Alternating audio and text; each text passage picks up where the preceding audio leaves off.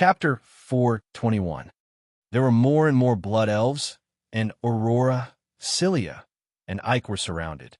They fought and retreated, but they were unable to break through. Behind them was a solid wall. Novel ranking, grain web, we can't get out. Cilia's voice was anxious. If Ike had not risked his life to save her, she would have been covered in wounds. Aurora's face was tense, and she did not speak, but her heart sank. Are we really going to die here today?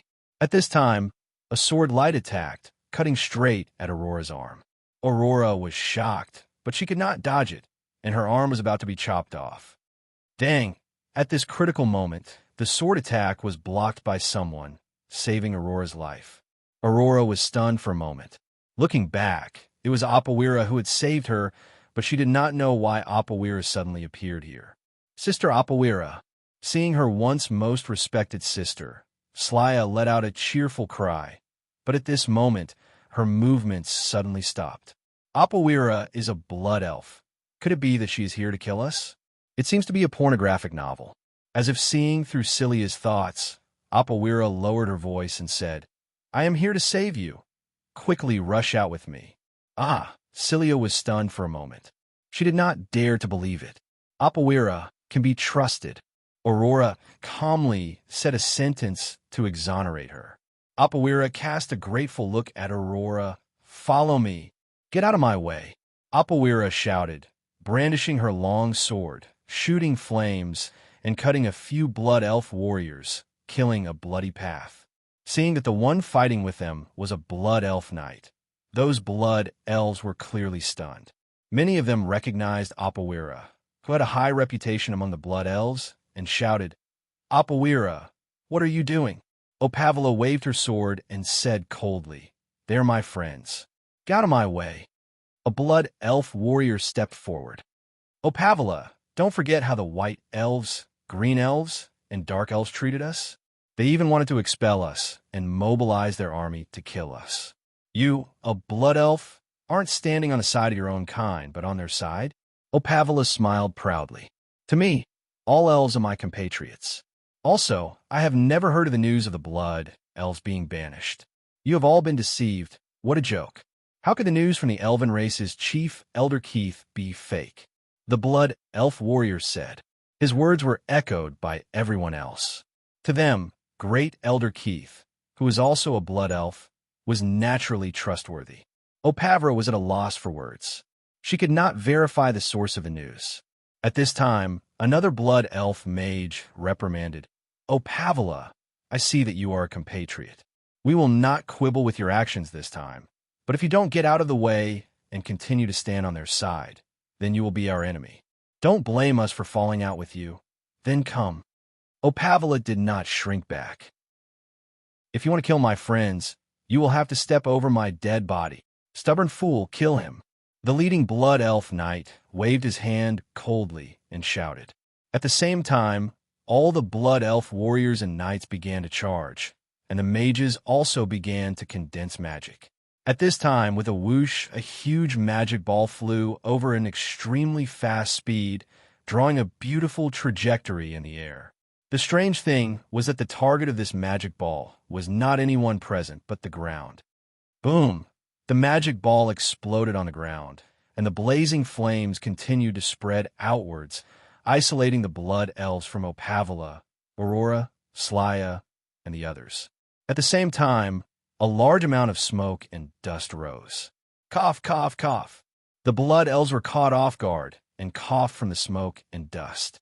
By the time they recovered, Opavila, the two green elves, and the night elves had already disappeared. Damn it, they actually ran away. The blood elves were so angry that they stomped their feet. Ian, Deidre, it's you? When they saw the people who had saved them, Opavila and the others widened their eyes in surprise. When did you get here? Ian smiled. We also just arrived and saw that you were in danger. Hee, it was Deidre who summoned the earth elemental to save you. Opavila and the others smiled and thanked him. Deidre smiled embarrassedly. It's nothing. That magic ball was cast by my brother. Without him restraining it, I wouldn't know how to save you. Don't be modest with each other. Slya shouted and looked at Ian. Ian, what's going on? Why do the blood elves seem to have gone crazy, wantonly attacking the elves of other races when they see them? I saw that many elves were injured by them. Ian muttered to himself. To be honest, I'm not too sure either. I came here this time to find out what happened. As he spoke, he glanced at Opavala. Opavala, you came from the Blood Elf village, so you should be clearer about the situation. Opavala nodded. There was a meeting in the village this afternoon, and I didn't make it. I also heard from other Blood Elves later that your father, Elder Dobin, and the Ninth Elder, Waldron, had a fight. Not long after, there was news of the White Elves, Green Elves, and Night Elves joining forces to exterminate the Blood Elves. What? Ian was shocked. There's absolutely no such thing. Someone must be spreading rumors. I also think it's a rumor, but Opavala hesitated. I heard that this news was said by Great Elder Keith himself. In the square of the Blood Elf village, more than 100,000 Blood Elves listened. Keith, Great Elder Keith? Ian froze for a moment, somewhat unable to believe it. He actually said that? Deidre said, Brother, we just came from the village, and I don't think we've ever heard of such a thing. We haven't here either. I haven't either. Aurora and Slya also shook their heads and replied. Opavala was a Blood Elf. Ian Deidre was a White Elf. Aurora was a Night Elf. And Slya and Ike were Green Elves. They belonged to 4 different races, and after confirming with each other, the matter became clear. Slya was the first to react. Brother Ian, there's something wrong with Great Elder Keith. Ian nodded and took a deep breath. It seems like it, but I don't know what his purpose is. He's already the Great Elder of the Elves, and his authority has reached the peak. Why would he do this? What good would it do him? Great Elder Keith was the mastermind behind all the current problems. No Blood Elf questioned his words, because his identity was there. He was the Great Elder of the Elves. Opavala thought for a moment and said, Ian, I think we should go find your father, Elder Dobin. Now, only he can solve this problem. Ian said, Yes, we'll go now. When Ian and the others arrived at Elder Dobin's house, Elder Dobin seemed to be in a hurry to go out. Father, Elder Dobin. Ian and the others called out to Dobin. When Dobin saw them, he frowned. Ian, Princess Slya, I'm afraid I don't have time to greet you. I just received news that a few villages of the Blood Elves seem to be showing signs of instability. Someone is inciting the Blood Elves. Ian sighed. Father, we just came back from there. The thing you're most worried about is already happening. As he spoke, he told Dobin everything that they had seen. Dobin's body shook. What? It's actually Keith? He actually said that the 3 races are working together to destroy the elves? Where did this news come from? At this moment, a thought flashed in Dobin's mind. He suddenly gritted his teeth. So that's how it is. They know that they've been exposed, so they actually acted first. Elian and the others were stunned. Among them, Celia asked, Elder Dobin, who are you referring to by them? Dobin's expression was grave as he told everyone what he had secretly seen. After speaking, he took a deep breath. Although I'm still not clear about everything, I can now confirm that those Blood Elf elders are not Blood Elves. They come from an unknown race and have transformed into Blood Elves. The whole thing is a conspiracy against the elves. What? Everyone was stunned by this shocking news. They couldn't believe their ears. Opavara stuttered and asked, Elder Dobin, is this true? I saw it with my own eyes. It's absolutely true. Dobin nodded affirmatively. I don't have time to accompany you. I have to rush to the Moonshadow Legion's encampment. Help yourselves? What Moonshadow Legion? When Opavara heard this, her face turned ghastly pale. Elder Dobin, you intend to mobilize the army to suppress them? That's right. Elder Dobin answered decisively. Why? Opavara shed tears in a daze. Those suppressed were all Blood Elves. Elder Dobin, since you knew about their conspiracy, why didn't you expose their identities? Why did you watch the Blood Elves pay such a heavy price for being used by them? Dobin sighed deeply and patted Opavara's shoulder. Opavara, I can understand your feelings. But now, I have no other choice but to mobilize the army. Do you think those Blood Elves who are shrouded in lies and have their minds clouded by anger will still listen to me? After speaking, He didn't say anything else and turned to leave. When Opavra came back to her senses, Dobin was already 5 kilometers away. After Dobin left, everyone fell silent. They were all stunned by this shocking news and needed some time to digest it. After a while, Rian raised his head and looked at everyone. Then he said, "What do we do now?" Aurora bit her lip and looked at the distant horizon. "I want to rescue Ron first." After a few hours, with Elder Dobin's efforts, the Moon Shadow Legion, Wolfang Legion, Shadow Legion, and the other 8 Elven Legions formed an alliance and rushed to Nordrassel. They were well equipped and carried elven crossbows that could shoot moonblades from long distances. Their purpose was to suppress these riding Blood Elves. At the same time, the Blood Elves' Blood Flame Legion, Sea of Fire Legion, and the other 2 legions also rushed to the battlefield. A civil war among the elves was about to break out. To see the first commercial-free article, please visit www.grain.com. Chapter 422. Just then, the door opened with a creak, and a ray of light shone through the dark dungeon.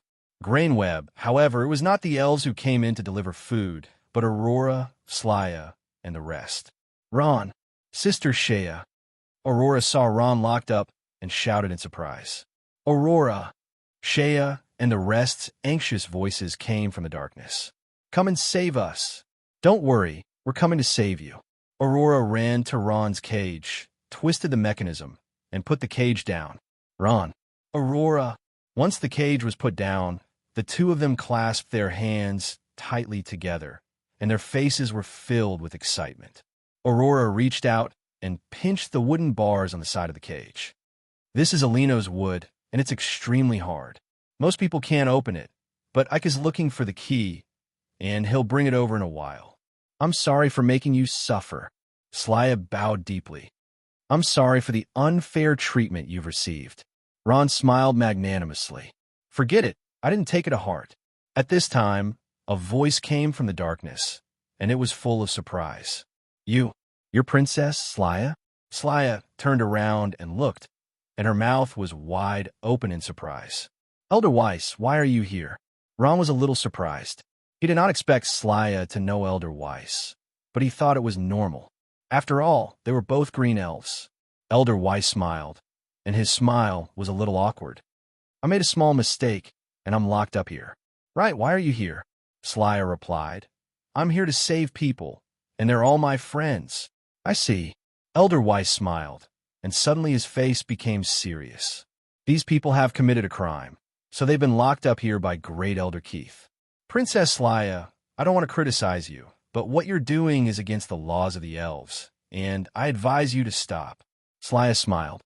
"Elder Weiss, you don't know this, but Keith is not an elf at all, and he has no right to be the Great Elder. This is a complete scam, so I don't have to obey his laws." "What?" Elder Weiss was shocked. "You're saying that Great Elder Keith is not an elf? What's going on?" "Slya, something's wrong." Just as Celia was about to answer, she saw Ike running in hurriedly. When he saw her, he said anxiously, "Celia, bad news. I can't find the key." Hearing that, Celia became nervous. What should we do? They can't be locked up here for long." Now that everyone is left, Aurora was still unwilling to give up. "Ike, you really can't find the key?" Ike replied, "I searched everywhere outside, inside and out, but I couldn't find the key." When Ron and the others heard this, their eyes were filled with disappointment. "Wait a minute, Your Highness Princess Slya." Wes suddenly rushed up and grabbed the edge of the cage with both hands. He pressed his face against the cage and said anxiously, "You said that Great Elder Keith is not an elf at all. What's going on? Outside? What's going on outside?" When Slya heard this, she hurriedly told Weiss everything she knew, and finally said, "Elder Weiss, the entire Blood Elf race has been incited by Keith's lies, and most of the Blood Elves have participated in the riot, and now it's all chaotic outside. No wonder, no wonder. So that's it." Weiss muttered, as if he was in a daze. "This guy got rid of me in order to plant his cronies in here. So my so-called corruption case was also his doing. So the whole thing was a conspiracy. Bastard." Suddenly, Weiss roared, his face twisted with anger. Keith, so it was all you're doing to bring disaster to the entire Blood Elf race. I will never let you go. Weiss's aura rose sharply due to his anger, and an extremely powerful force suddenly erupted. It was the powerful power of the sacred domain. When everyone saw this, they couldn't help but be shocked. This force was too terrifying. Roar! Weiss let out a beast-like roar, and then his body began to change. Weiss's body continued to grow, and his clothes were torn apart. At the same time, scales grew on his hands and feet, his neck elongated, and a long tail grew from his back. Bang! His huge body broke the small cage, and the cage made of Elinos could no longer contain him. It suddenly exploded, and the fragments scattered. Boom! Weiss's gigantic body fell to the ground, creating a plume of smoke and dust. Ron, Shea, and the rest were stunned. This is a dragon. His neck was long, and there were a few horns on his head. His body was a beautiful green color, and his 4 huge claws stepped on the ground. 2 huge wings extended from his back. At this moment, Weiss had turned into a powerful flying dragon. Dragon Druid. I didn't think that what was written in the books was true. When a druid's power is strong enough, they can transform into a flying dragon. Even the legendary giant dragons. Ron stared blankly at the majestic and strong dragon. This green dragon was a real flying dragon. He was on a completely different level from the ground dragons that the Dragon Knights in the Soaring Dragon Academy rode. Roar! Elder Weiss, who had turned into a flying dragon, turned his head and roared. He extended his huge claws and waved them lightly. Ka-ka-ka. A few crisp sounds were heard, and Ron, Shea, Becerra, and Rainey's cages were all shattered. Elder Weiss's control of his strength was extremely precise. The huge claws broke the cages, but they didn't hurt the people inside. Indeed, as Elder Weiss said, when one's power reached the sacred domain, breaking the cages was as easy as blowing off dust. Thank you, Elder Weiss. Ron heaved a sigh of relief, thinking that they were finally out. Celia and Aurora regained their senses and immediately thanked Weiss. Elder Weiss nodded. I'll let you guys out. Be careful. Celia anxiously asked, Elder Weiss, where are you going? Where? Elder Weiss, who had transformed into a dragon, revealed a smile. Of course, I'm going to find that fellow to settle the score. As he spoke, his huge wings flapped violently, causing a gust of wind. His huge body leaped high into the air and violently crashed into the roof. Boom! A huge hole was broken in the dungeon. The furious Elder Weiss directly rushed out and quickly disappeared into the horizon. Ron, what should we do? Looking at the empty dungeon, Aurora regained her senses and asked.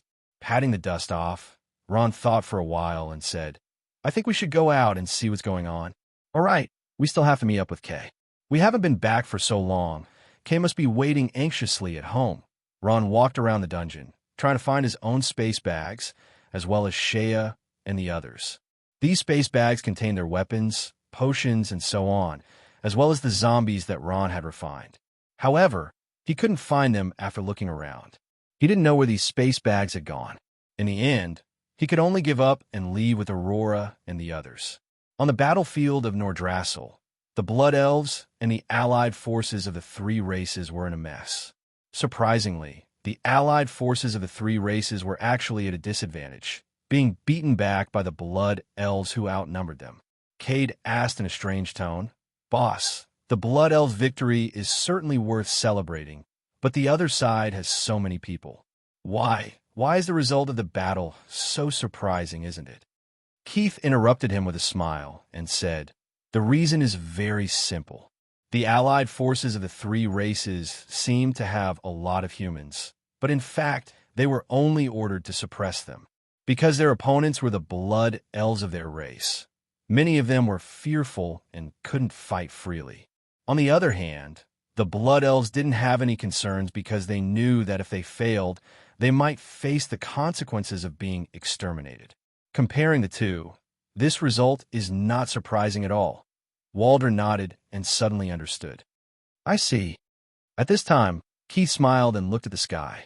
However, compared to the battle on the ground, the battle in the air between the Sacred Domain powerhouses worries me. We have too few Sacred Domain powerhouses on our side. In comparison, the three races have many Sacred Domain powerhouses. It seems that the four of us will have to take action. When Waldron heard this, he rubbed his hands together and laughed. That's good. I've long disliked Dobin. This is a good opportunity to teach him a lesson. Keith smiled, and not long after, the four figures shot into the sky like lightning. Dobin and Marlowe were fighting in the air. Marlowe was using pure fire magic, but Dobin was using fire and water magic. The two sides bombarded each other with magic in the air, and it was difficult to determine the winner. Suddenly, Dobin's heart skipped a beat. He didn't have time to think and immediately cast Ice Shield. Boom! An explosive fireball exploded in front of him. It was blocked by the ice shield, but the powerful impact still injured his internal organs. It's you. Dobin looked and saw that the one who launched the sneak attack was none other than Great Elder Keith. Beside him were Radcliffe, Tompkin, and Waldron. As the saying goes, when enemies meet, their eyes turn red. Dobin angrily clenched his fists. Keith, you bastard. Everything here is your doing. Who are you? What race are you from? What are your intentions for messing up our elven race? Keith obviously wouldn't admit it. He smiled. Great Elder Dobin, I don't understand what you're saying. You know what you're doing? Don't throw dirty water on me. Dobin was so angry he couldn't find a place to vent his anger. Seeing Keith launch a sneak attack, Marlowe's expression was a bit displeased. Keith, as the Great Elder, you should act like one. Sneak attacks are despicable. Also, although you're the Great Elder, it's not up to you to interfere in the matters between me and Dobin. Keith chuckled. Great Elder Marlowe, you're wrong. Normally, I would disdain joining hands with anyone, but now isn't the time to be swayed by emotions. We have to defeat this guy, so joining hands is necessary. When Dobin heard this, his heart suddenly trembled. If the two of them joined hands, he would only be able to escape in defeat. Although he hadn't fought with Keith before, as the Great Elder, his strength naturally wouldn't be lacking. At the very least, he wouldn't be below himself. Marlowe didn't answer. At this time, a deep dragon roar came from the sky. This roar seemed to have a strong, penetrating force, shaking everyone's eardrums. Then, a black dot appeared on the horizon, quickly approaching from afar. That's... Dobin's face was full of surprise. He knew who had come when he heard the voice. Great Elder Weiss. Sure enough, a huge flying dragon arrived in front of everyone in the blink of an eye. Great Elder Weiss, the powerful dragon druid, had finally arrived at the battlefield. Please go to www.grain.com to see the first commercial-free video. Chapter 423. Wes, you're finally out. Dobin's face was full of excitement. Novel rankings, Grainweb, Wes growled. I came out a little late. I hope it's not too late. It's good that you're out. Now we can fight side by side. Dobin said. That guy came out too? Wasn't he locked up in prison? Keith was shocked to see Wes. He didn't think that Wes would actually appear here. Keith naturally knew that the small cage couldn't hold Elder Wes, a powerhouse of the Sacred Domain. However, these elves were all one-track-minded creatures. They wouldn't come out once they were locked up, but Elder Wes had come out. Could it be that he had sensed something? However, Keith naturally wasn't afraid of Wes. They were both powerhouses of the Sacred Domain. Who was afraid of who? Keith's face darkened. Wes, you actually ran out? Did you forget the crime you committed? You still haven't figured out what happened, yet you ran out like this. This is an act of betrayal. At this time, Wes spoke. Very good, Keith. You're still used to accusing me. If I didn't know your true identity, I would still be fooled by you and foolishly locked up in prison. Wes grinned. Suddenly, his expression changed and became stern. You're definitely not a blood elf. Who are you? What's your purpose in coming to the elven territory? Keith smiled. Wes, I don't know what rumors you've heard, but I won't say any nonsense. I just want to ask you one thing. Do you have any evidence for everything you've said? Wes narrowed his eyes. He used the power of nature to carefully examine Keith, but he couldn't find anything suspicious. A trace of a smile appeared on Keith's face. Since he dared to come to the elven territory and pretend to be a blood elf, he naturally wasn't afraid of being investigated by the elves. Otherwise, he would have been exposed long ago. Although one could change one's appearance, one's power couldn't be changed. Only the power of blood elves was close to the power of destruction they used. This was why they liked to pretend to be blood elves. Only then could they not be discovered. "How is it? Did you see anything?" Keith smiled and said, "I put you in jail based on evidence. Do you have any evidence to prove that you're spreading rumors about me?" At this moment, Dobin coldly rebuked, "Wes, don't waste your breath on him. He is the culprit behind all this." "Roar!" Wes was enraged. He roared and pounced at Keith. Keith sneered. "Are you serious?" "Hee hee, I'm not afraid of you." As he spoke, he made a grabbing motion with his hand, and a ball of raging flame appeared in his palm. Boom! The flames in the sky exploded like flowers, and the blazing flames scorched the surrounding air. Wes couldn't help but show weakness. He opened his mouth and spat out a mouthful of dragon breath. The intensity of the battle between the strong warriors of the sacred domain was far beyond imagination. With the addition of Wes, Dobin's morale was greatly boosted. As a powerful dragon druid, even though he had transformed into a flying dragon, his ability was no different from a real one. On the ground, the Blood Elf army and the allied army of the three races had already started to charge at each other, engaging in close combat. Library 56 and Aurora had also started to make their moves. Shea's weapon was taken away, but she still managed to snatch a long sword and started to fight with the Blood Elves. Basara and Rainey didn't have the strength to fight. They were so scared that their faces were pale. They clung tightly to Ron, their bodies trembling uncontrollably. At the same time, the number of Blood Elves increased and quickly surrounded them. The Blood Elf magicians had also rushed to the scene and started to release magic. Soon, they couldn't hold on any longer. "We're finished." Looking at the hundreds of fire magic bullets in the sky, everyone's heart sank. Just then, a huge figure descended from the sky and landed heavily on the ground. Boom! The ground was smashed into pieces, and a large amount of smoke and dust rose. At this time, the fire magic bullets had also arrived. Boom! Boom! Boom! Almost 100 magic bullets landed on the huge figure, creating a large amount of sparks. The huge figure didn't even make a sound and took all the magic bullets. "Kay!" Everyone saw and shouted in surprise. The person who came was none other than Kay, who had transformed into the Golden Beaumont. Along with her were Ian, Dietrich, and Opavala. "Beaumont! It's actually Beaumont!" A blood elf shouted in shock, his voice filled with fear. "It's an adult Beaumont. His ability has already reached the sacred domain. Let's run quickly." Another blood elf warrior shouted. Although the blood elf warriors were angry, it didn't mean that they didn't have good eyesight. They saw Kay's overwhelming power. Who else could it be but a sacred domain warrior? In the face of an undefeatable sacred domain warrior, and without other sacred domain warriors holding them back, they wisely chose to retreat. In the blink of an eye, the large group of blood elves had completely retreated. Count yourselves lucky. Kate didn't chase after them. She immediately transformed back into a teenager and shouted, "Sister, Rainy, Brother Ron, are you guys okay?" "I'm fine."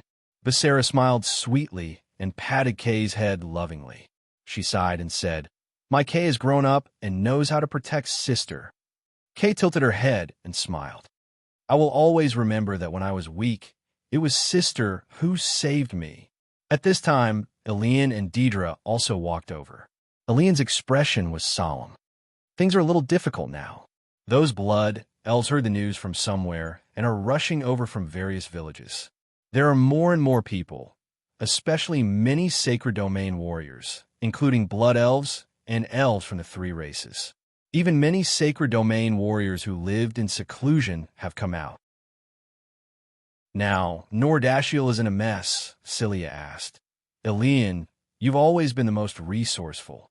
What do you think we should do now?" Elian pondered for a moment.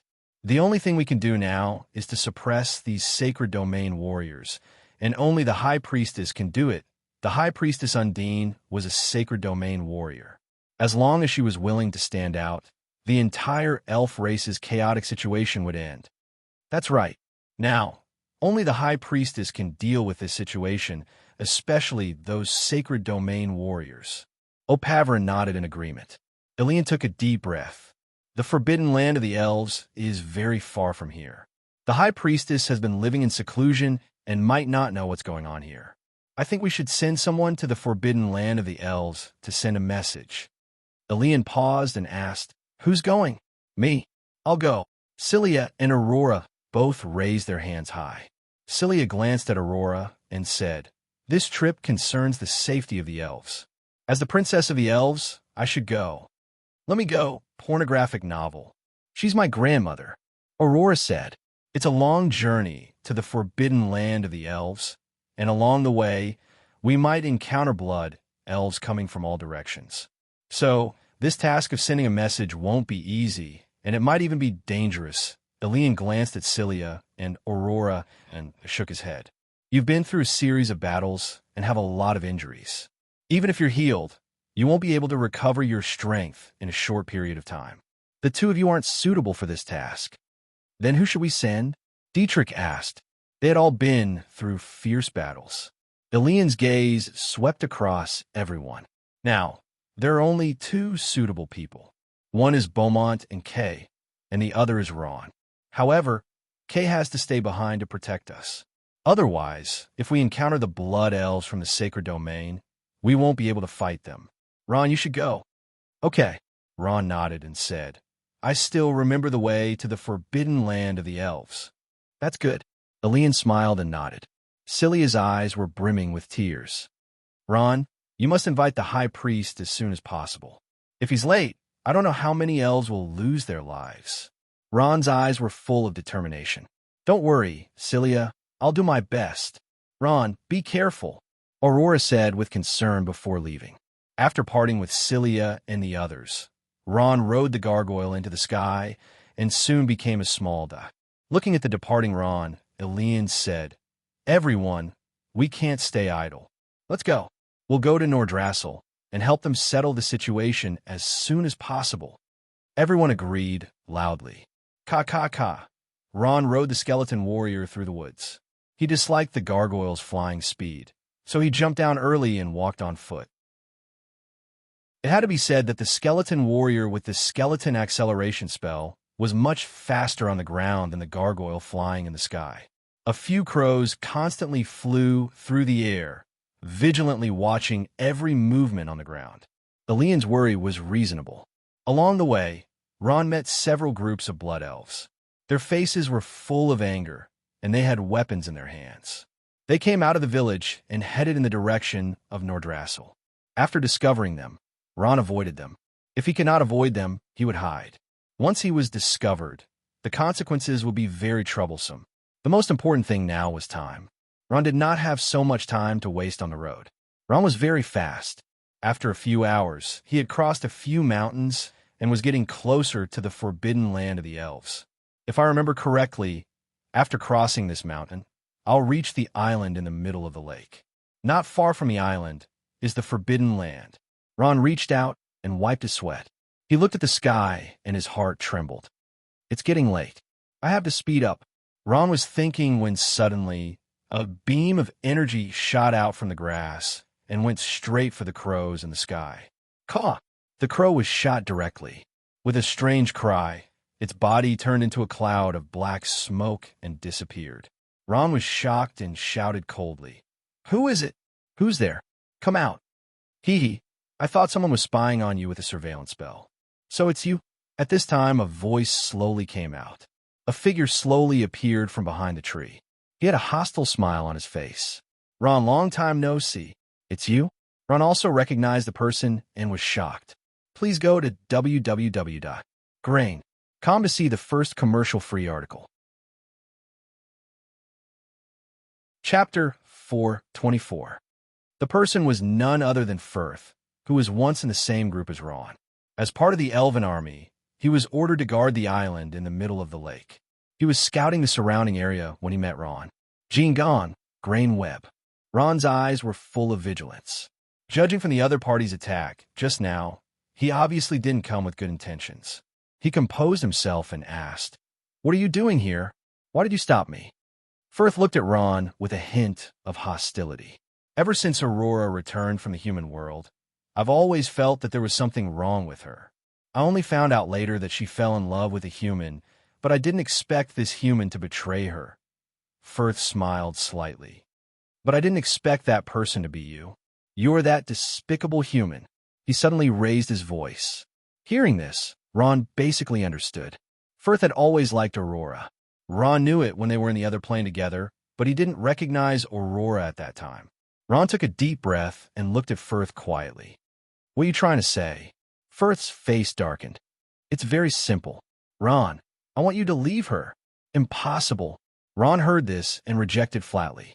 "You're not worthy of her." Firth suddenly shouted and stared coldly at Ron. "Ron, you're a human. You don't understand. You'll never understand. We elves are a race that values loyalty. A playboy like you has no right to love her."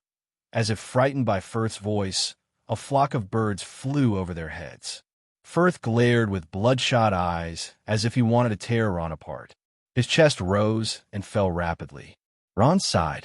"Firth, I can understand how you feel, but unfortunately, I can't do what you want." "Hee." Firth sneered. "You will do it, and I will help you do it." As Firth spoke, he slowly pulled out 2 short blades from his interspatial bag. He sneered and licked his lips. Deep killing intent could be seen in his eyes. Ron frowned. "What do you want?" "It's very simple." Firth sneered. "I just have to kill you." As soon as he finished speaking, Firth's body suddenly flashed and disappeared from where he was standing. Then the shiny short blade went straight for Ron's neck. Ron was already on guard against this guy. His reaction was very fast. He tilted his head slightly and dodged the incoming dagger. At the same time, he summoned a bone shield to protect his body. "Stop you!" Just as Ron spoke, the short blade pierced towards him again. As an elite assassin, Firth's strength had already reached the master level. His speed was very fast, and with invisibility, his agile figure appeared and disappeared in the forest, attacking Ron like a storm. Boom! Boom! Boom! 2 figures crossed each other in the forest. Their strength surged in the surroundings, and sparks flew every time they clashed. The battle between the two did not have much movement, but every time they clashed, it was extremely thrilling. Ron came empty-handed and did not bring any weapons. He had no choice but to summon a bone shield and a bone spear. With a shield in one hand and a spear in the other, he fought with Firth. Without the support of a weapon, Ron's overall strength decreased by a lot. Firth, on the other hand, seemed to be in a killing frenzy as he crazily attacked Ron. His speed was very fast, and every move was fatal. Bone prison. Ron forced Firth to retreat and, at the same time, trapped him in the bone prison. His face darkened as he said, "Firth, I have an urgent matter to attend to in the elven Forbidden Land to find High Priestess Undine. I don't have time to tangle with you, so don't make things difficult for me. You're a human. What right do you have to enter the elven Forbidden Land?" Firth smiled coldly and looked at the bone prison with disdain. "This cage made of bones is very sturdy, but unfortunately, you can't trap me." After saying that, his figure flashed and disappeared from the bone prison. Not long after, his body appeared behind a tree. This guy's strength is not simple. Ron took a deep breath and waved the bone spear in his hand, coldly confronting Firth. Firth smiled. "Ron, your strength is not bad. If you use those strange necromancy magic, perhaps I won't be your opponent at all. However, we didn't bring your space bag with you today." Firth had fought with Ron's team in another plane before, so he knew everything about Ron like the back of his hand, especially that Sacred Domain powerhouse's corpse. He knew that he was no match for him. However, Firth had been carefully observing Ron, and only showed himself when he saw that he didn't bring his space bag with him. Ron snorted coldly. "Even if I don't control the corpse, I can still defeat you. Then give it a try." Firth smiled, and he spread his hands slightly, and a powerful force erupted from his body. At this time, something happened that shocked Ron. Firth's body twisted and gradually became blurry. Not long after, his body split into two, then into four, and then into four. What? Ron was shocked. What kind of magic was this? This is my skill as a high-level elite assassin, shadow clone technique. Ron, have a good taste of it. Firth finished speaking, and the four bodies jumped at the same time, attacking Ron from different directions. The same clothes, the same weapons, and even the same strength. Ron couldn't tell which one was real and which one was fake. Just as he was hesitating, Firth arrived. Ding! Ron dodged Firth's dagger. At this time, he felt pain in his body, and he saw that the other Firth had already stabbed a dagger into his thigh. Ron screamed and endured the pain to counterattack. However, Firth smiled coldly, and his figure disappeared. Watch carefully, Ron. You will die under my sword. Firth's voice came from the void. At this time, his two doppelgangers had both disappeared. Ron clenched his teeth and looked around, but he couldn't see Firth's figure. Bastard, come out if you have the guts. Ron cursed. As soon as his voice fell, Firth appeared above his head, holding a dagger, and fiercely stabbed down. Ron immediately used Shed Mist, and his figure disappeared. However, Firth seemed to have seen through his position, and as soon as he appeared, he used his high speed to attack. Ron finally realized the power of this elite assassin's shadow doppelganger skill. Although he knew that 3 of them were illusions, and only one was real, Ron felt as if he was facing 4 Firths. It made him run for his life, and it was impossible to guard against. Without holding back, Ron was stabbed in the knee again. Firth's tactics were extremely sinister and effective. He saw the opportunity, quickly attacked, and whether it hit or not, he would escape. This was the essence of an assassin, and coupled with the innate stealth skill of the Night Elves, it was no wonder that everyone said that the Night Elves were natural assassins. At this moment, Ron was extremely depressed. His attacks on Firth had no effect, and his undead were also useless. Firth could easily pass through his undead and directly take his head.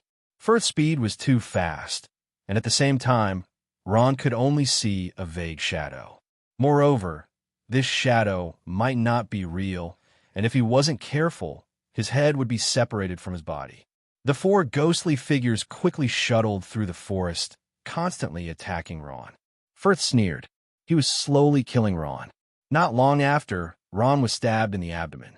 If the sword had been a bit off, Ron was afraid that he wouldn't have survived. At this moment, his body was covered in blood. His abdomen and thighs were dripping with blood, and his situation was extremely dangerous. This can't go on. I have to find a way to break his doppelganger. Ron clenched his teeth as he thought. Suddenly, a light flashed in his mind. Got it. Ron, this time you're dead. Phil grinned hideously. His figure closed in again.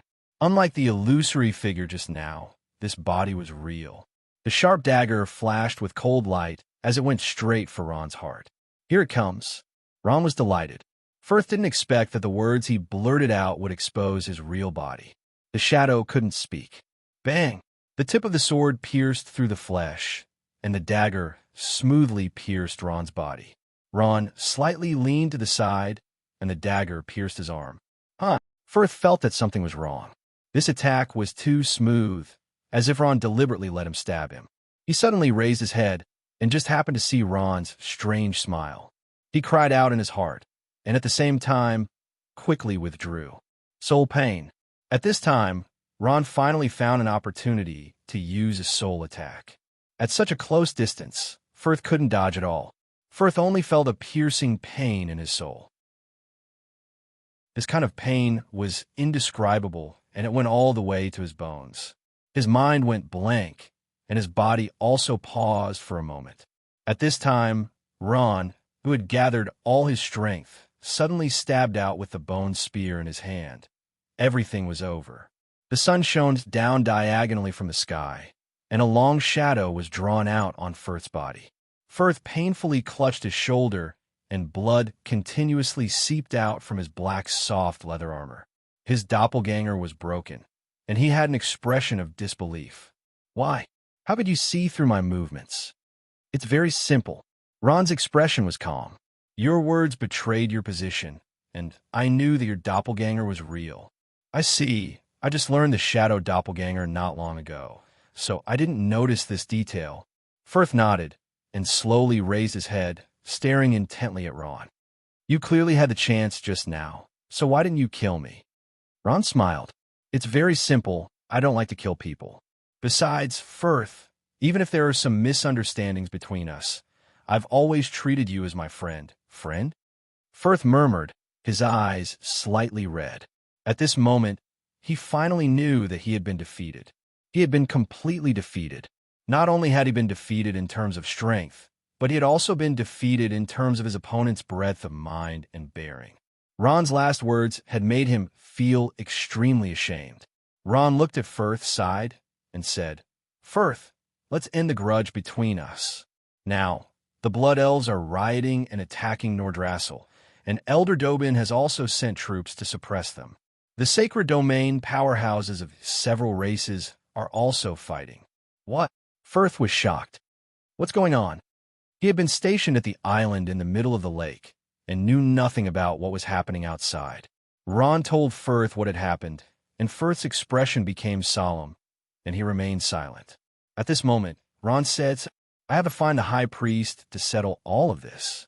Firth, my time is tight, so I won't accompany you to heal. Think about it. You should be able to find a moonwell nearby. Ron said hurriedly, and at the same time, he quickly left. Wait, Firth called out to Ron. What's wrong? Ron turned around. Firth pondered for a moment and said, I know a path that can lead to the elven forbidden land faster. Follow me. Chapter 425. Firth was right. It was much closer to the elves' forbidden land if they took the shortcut. Of course, they could fly in the air, but Ron's gargoyle was obviously not that powerful. This is as far as I can send you. I can't go in like you. Firth said to Ron when they arrived at the edge of the forbidden land. His eyes were full of envy. If he was the grandson-in-law of High Priestess Undine, he would have no problem going in. Thanks. Ron nodded. He did not say much and turned to walk into the forbidden land. The most important thing now was to hurry. They could not wait any longer. Ron successfully found the hut where Undine lived. For the past few days, Undine had been wearing different patterns from Co. 50SXS library. Everyone had a ferocious look on their faces, and there were 4 sharp canine teeth in the 2 rows of teeth in their mouths. Oh, what is that? Who is he? We've been deceived. When Keith and the other 3 revealed their true appearances, everyone was in an uproar. They were all stunned. What appeared in front of them were not blood elves, but a race that they had never seen before. This time, the blood elves were enraged and shouted, You're not elders. Who are you? Why do you want to harm us? At this time, the blood elves realized that they had been deceived. The 3 races working together to expel the blood elves and killing the blood elves were all rumors. It was all a conspiracy by Keith and the others. In fact, some of the smarter blood elves also felt that something was wrong during the battle. They were only blinded by anger and were willing to be used. The blood elves who came to their senses looked at the messy Nordrassel and could not help but feel regretful. It was because they listened to the rumors that they became the culprits who caused all this. The blood elves cursed angrily, their eyes red. Some of them wanted to rush up and tear Keith and the others to pieces. Dobin heaved a sigh of relief. The problem that had troubled him for a while was finally solved. Elder Marlowe, who had calmed down, also understood now. He looked at Dobin apologetically and bowed deeply. I'm sorry, Elder Dobin. We were wrong in this matter. As he spoke, he turned around again and sighed deeply. He bowed to the elves of the allied forces of the 3 races. At the same time, his voice spread far and wide. I'm sorry, elves of the 3 races. All of this was caused by us, the blood elves, believing in the rumors. For this, I represent the blood elves to apologize to all elves. Elder Marlowe's words were powerful and resonant, and the battlefield suddenly became silent. Not long after, the blood elves began to write pornographic novels. Soft sobbing sounds could be heard from the crowd. They were remorseful for the serious consequences of their crazy actions. This power. Why do I feel that it's so familiar? This power is Ron stared at Keith and the other three as his body trembled uncontrollably. This was because he realized a terrifying fact. Whether it was the power, expression, or temperament of these four people, they were very similar to someone he had seen before. That was the headless corpse of the god. Please go to www.grain.com to see the first commercial-free article.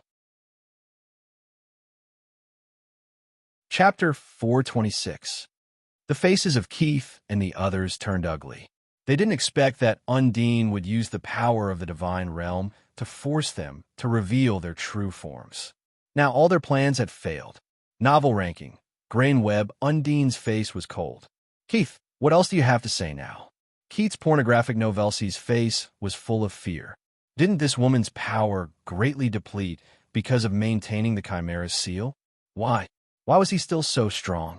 Seeing that Keith didn't answer, Undine's face gradually darkened. All right, Keith, I think it's time for you to tell us the answer. Who are you people? Where did you come from? What are you trying to do by pretending to be blood elves? Keith laughed, his face full of malevolence. You silly woman, do you think I'll tell you? Undine smiled coldly, her eyes full of murderous intent as she stared at Keith. Since that's the case, I have nothing more to say. We elves love peace, but that doesn't mean we'll be merciful to our enemies. After he finished speaking, a powerful aura locked onto Keith and the others, pressing down on them with a momentum that could topple mountains and overturn seas. Faced with an unparalleled God's domain expert, Keith's expression finally changed. On the other hand, Waldron's will to fight immediately crumbled. He let out a loud cry and ran away, abandoning everyone else. Dobin was shocked. Lord High Priestess, be careful. Don't let that guy run away. Undine snorted coldly. Don't worry, he can't run away. After saying that, she waved her dark green magic staff, and dark green natural power quickly condensed into the shape of a small bird in her palm. Undine smiled slightly and waved her hand lightly. That dark green bird in her palm was like an arrow leaving the bow, chasing after Waldron in the sky. Not long after, there was a bang sound, and brilliant fireworks bloomed in the sky, sprinkling down thousands of cyan rays of light. Not long after, there was a green light, but Waldron had already disappeared. What? Keith was shocked. In just a moment, Waldron had died a violent death. Seeing the miserable state of Nordrassil, how could such a cruel warlike scene appear in the usually peaceful elven forest? Undine's heart was filled with anger, and she showed no mercy. She smiled and stared at Keith coldly. The green bird condensed in her hand again, and she said coldly, "It's your turn now." Keith gritted his teeth, took a deep breath, and forced a smile on his face. High Priest, don't you want to know who we are? If you don't want to know where we came from, you won't know anything if you kill me. Keith's desire to save his own life finally prevailed. He smiled and said, I'll tell you everything you want to know, but I only have one request. That is to save our lives and leave in one piece. When Undine heard this, her hand trembled slightly. She seemed to be moved. Seeing that Undine was moved, Keith added fuel to the fire.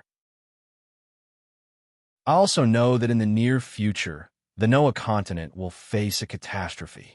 If you're not prepared, the consequences will be disastrous. If you want to know the details, we can make this deal. Undine fell silent. Boss, you dash. Radcliffe's expression changed when he heard this. You can even say such things? You're betraying the army. Keith frowned and said coldly, Radcliffe, if you lose your life, what's the point of being loyal to the army? I'm doing this for everyone's good. If you want to die, go ahead and die. I'm not stopping you. On the other side, Elder Dobin also advised, High Priest, these guys are sinful. You must not let them go. That's right, High Priest. These despicable guys must not be let go. Elder Marlowe also chimed in. This is a deal. I know that you elves are a race that keeps your promises. Keith smiled and raised his eyebrows. He looked at Undine and asked, How about it? You dare? Radcliffe's expression became ferocious. If you dare to betray the army, I'll be the first to kill you. Looking at Keith, Undine thought for a while and finally took a deep breath. No need. I only know that you're not a race from the Noah continent. From what Radcliffe said, this so-called army was definitely a terrifying force. However, this was not a reason to make an exchange. The crimes that Keith committed in the Elven Forest were enough for him to die 10,000 times. Keith's expression changed drastically. He never thought that Undine would actually reject him. I really want to know where you came from and what your purpose is. However, you've caused too much harm to the Elven race. No matter what, I can't use this to make an exchange. If you don't want to say those words, then you can keep them to yourself, saying that she suddenly attacked and a powerful force blasted down on Keith. Go to hell. Keith's expression hardened. He grabbed Radcliffe and gave him a fierce push. Boss, you... Radcliffe never thought that he would become Keith's sacrifice, but it was too late for him to dodge. Boom! A large amount of blood splattered in the sky. Things happened without warning. Radcliffe did not even have the thought of resisting and was directly turned into meat powder. At the same time, Keith's figure also disappeared. Damn it! That fellow actually abandoned his companions and fled. Undine fiercely stomped her foot. She glanced at the fellow called Tompkin who had come down and said, "I'll leave this person to you. I'll chase after that fellow." With that, the green figure moved and quickly chased after her. Undine had just left when the remaining Tompkin was killed by the angry elves. The chaotic situation finally calmed down. Ron, who had seen all this with his own eyes, could not help but feel admiration. A God Realm expert was indeed powerful. She solved the problem with one move. Indeed, power was everything. This principle was applicable everywhere.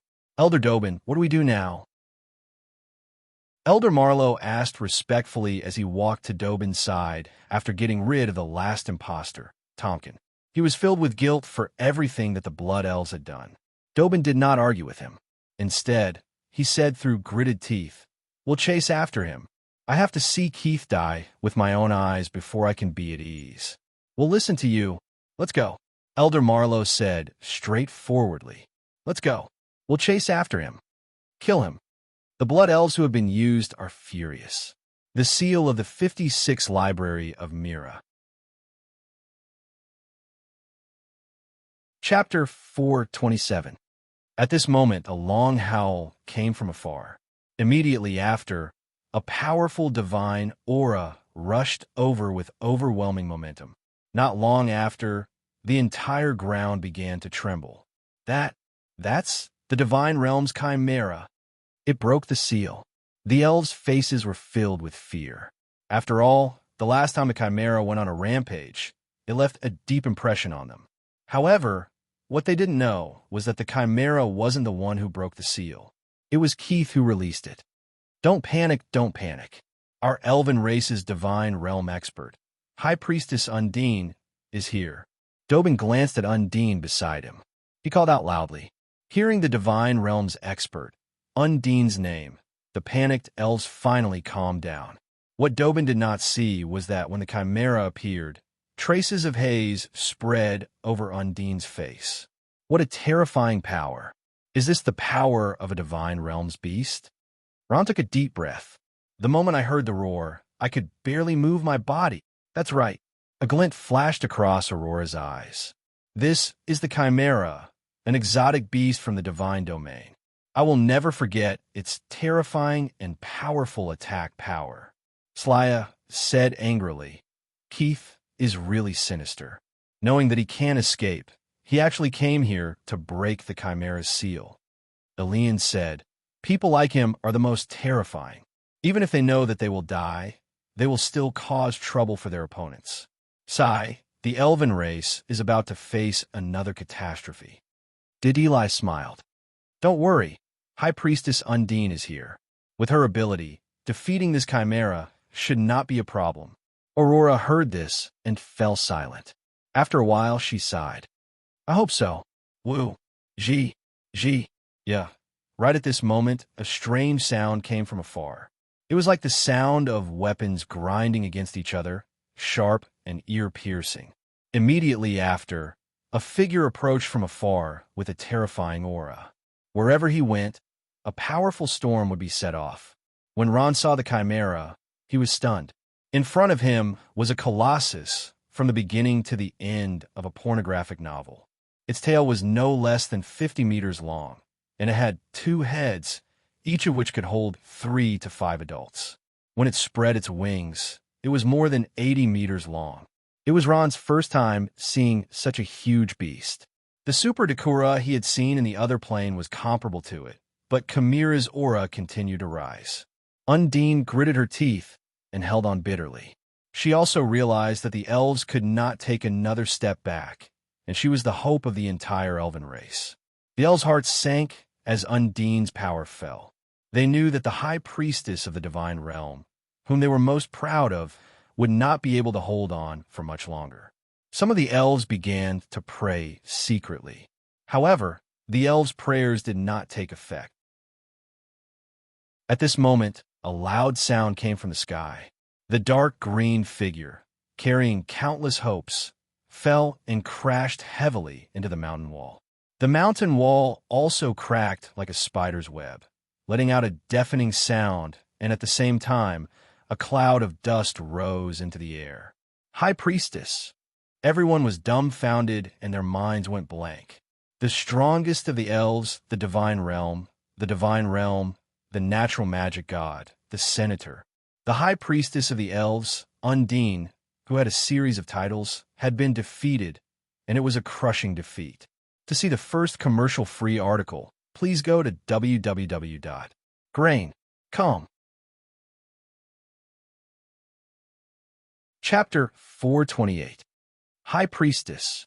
All the powerhouses of the sacred domain present were shocked. Grainweb, Grandma, Aurora, and Shea shouted at the same time, their faces full of anxiety. Ha ha! Keith laughed wildly, looking at Undine proudly. High Priestess, to think that you would have such a day. Ha ha! Powerhouses of the sacred domain. Are you very impressive? Aren't you still suppressed by me? Undine struggled to get up. At this moment, the corner of her mouth was stained with blood. She gritted her teeth and looked at the sky helplessly. Due to the constant wear and tear, her strength was no match for Mira of Library 56. Ha ha! Keith laughed wildly. Powerhouses of the elf race, kneel before me. As long as you submit to me, I can save your lives. Otherwise, what awaits you is the destruction of your race. Don't even think about it. Dobin fiercely spat out a mouthful of bloody saliva. At this moment, he was seriously injured, but he still held on, unwilling to submit. Even if we die, we will never surrender to a demon like you. Hearing this, Keith laughed loudly. Demon? Demon, that's right. I'm a demon. I like this name. Suddenly, Keith stopped laughing, looking at Dobin with a sinister smile. Ha ha! Dobin, you are right this time. To tell you the truth, I am from the demon race of the infernal realm. Chapter 429. Pornographic novels? Demon clan? Undead main plane? The sudden appearance of these two terms scared everyone silly. Many people had never heard of this before. Only Undine's expression was extremely ugly. She finally knew the origin of the other party. Take a look. Grainweb. Undine gritted her teeth and softly spat out 2 words, divine realm. Ron stood by the side and clearly heard Undine's words. His heart moved, and he hurriedly asked, Grandma Undine, what is the divine realm? He was of the same generation as Aurora, and he also called Undine Grandma. Undine glanced at him and shook her head. Ron, with your current strength, it's best that you don't ask about this. Ron did not expect to be rebuffed. He bitterly touched his nose and smiled awkwardly. Undine sensed Ron's awkwardness and smiled at him. Ron, I'm doing this for your own good. You haven't reached this level of strength, so it's best that you don't ask about this. It's not good for you, Ron thought for a moment and asked. Then when can I ask about it? At least reach the sacred domain. Alien races? Elder Dobin took a deep breath. So that's how it is. I understand. Your goal is to conquer the entire Noah continent. Keith's facial muscles twitched a few times, and he revealed a cruel smile. Unfortunately, you understand it too late. If you don't choose to be tamed, then all of you can go to hell. Keith sneered. He put the strange flute to his mouth and gently played it. Whoop! Along with the sharp and strange sound, the chimera's eyes shone brightly, becoming crimson red. With a wild roar, its aura erupted like a mountain as it madly pounced towards Dobin and the others. At this moment, all the elves fell into despair. Right at this moment, there was a loud boom. The sound of a mountain collapsing and the earth cracking could be heard. Immediately after, the earth began to shake violently. Why is there an earthquake? I can't stand properly. The sudden tremors caused many elves to lose their balance, and they all shouted for shelter. Ron and Aurora reached out to support Undine. Ron asked, What's going on? Undine shook her head, indicating that she did not know. On the other side, Keith's expression was also tense because these movements were not caused by him. The earthquake was getting more and more intense. At this moment, a loud voice came from the east, and a powerful aura swept over like a storm. Immediately after, a huge cloud of dust flew into the air. Accompanied by a shocking roar, a huge figure slowly stood up from the ground. What's that? What is that? The elves pointed at the huge figure and screamed. Their eyes were filled with horror. That was an extremely huge creature. Ron turned his head and looked. He couldn't help but suck in a breath of cold air. The creature in front of him was too huge. He saw that its body was dozens of stories high when it stood up. There was a mountain next to it, and Mara only had 56 stacks of books to blast it away. Chapter 430. Keith felt his surroundings darken. A huge shadow appeared in front of him, growing bigger and bigger until it completely enveloped him. Not good. Keith was shocked, but his reaction was still agile. With a whoosh, he disappeared from where he stood. Boom! The huge tree viciously struck the chimera's head. The chimera cried out in pain as its huge body fell heavily to the ground, creating a huge cloud of dust. Everyone was stunned. A casual strike from the mountain giant was actually so powerful. With just one strike, one of the chimera's heads was already heavily injured. Its entire head split open like a watermelon, and blood flowed out like a fountain. The mountain giant's thunderous voice rang out again, but his tone was still admonishing, Leave. If you don't leave now, you'll all die here. Hurry up and get up. Keith played his flute quickly and urgently. The chimera lived up to its name as a divine beast. Although one of its heads was injured, it relied on its other head to control its body and quickly got up. It flapped its wings rapidly, and its body rose high into the air. Very quickly, the chimera flapped its wings and flew into the air. It opened its mouth wide in the air, and a huge bolt of lightning struck down once again. Boom! Boom! Boom! This time, it was the chimera's turn to counterattack. Bolts of lightning as thick as buckets ruthlessly struck the mountain giant's body. Lightning flashed everywhere, and waves of earth rose more than 3 feet high. Run! The elves were frightened. They quickly dodged, afraid that the lightning would strike them. After all, the white lightning moving about on the ground could also cause great harm to living creatures. Roar! The mountain giant let out a loud roar. He took a large step forward and stretched out his hands, using the most heroic stance to welcome the thunderbolts that came crashing down like raindrops. He's protecting our elves. Seeing this scene, Elder Marlowe came to a realization and shouted loudly, his voice filled with excitement. That's right. Wes nodded. The mountain giant Montan is a guardian from ancient times. He has been protecting the elves until now. He's powerful and has strong defense. His only weakness is that he doesn't have any means to deal with aerial attacks. There's no way to deal with aerial attacks. Dobin was shocked. If that's the case, doesn't that mean sooner or later? Weiss nodded as he looked at the mountain giant with a deep gaze. His defense is very strong, so he should be able to last a little longer. However, only the heavens know how long he can last. On the other side, Keith seemed to have seen through the fact that the big guy didn't have any means of attacking the air. Lightning poured down wantonly, and for a moment, the mountain giant's body almost turned white. The lightning continued to wreak havoc on the mountain giant's body. Gradually, the mountain giant began to falter. A pained expression appeared on its face. No matter how strong its defense was, it couldn't last long in a battle where it couldn't fight back. Keith also seemed to know that the mountain giant didn't have any means to control the air, so he attacked even more fiercely. This was a battle of willpower and strength, and the outcome of this battle would determine the fate of the elf race. Fucking shameless. Don't fly into the air. Come down and fight if you have the guts. At this moment, the elves were also cursing. The magicians and archers among them were attacking with all their might. In a moment, countless magic arrows were shot into the air, bombarding the chimera. However, to the chimera, these low to mid-level spells were nothing more than a drizzle. They couldn't hurt it at all. What do we do? What do we do? Celia and the other elves were anxious, their gazes constantly drifting towards Undine.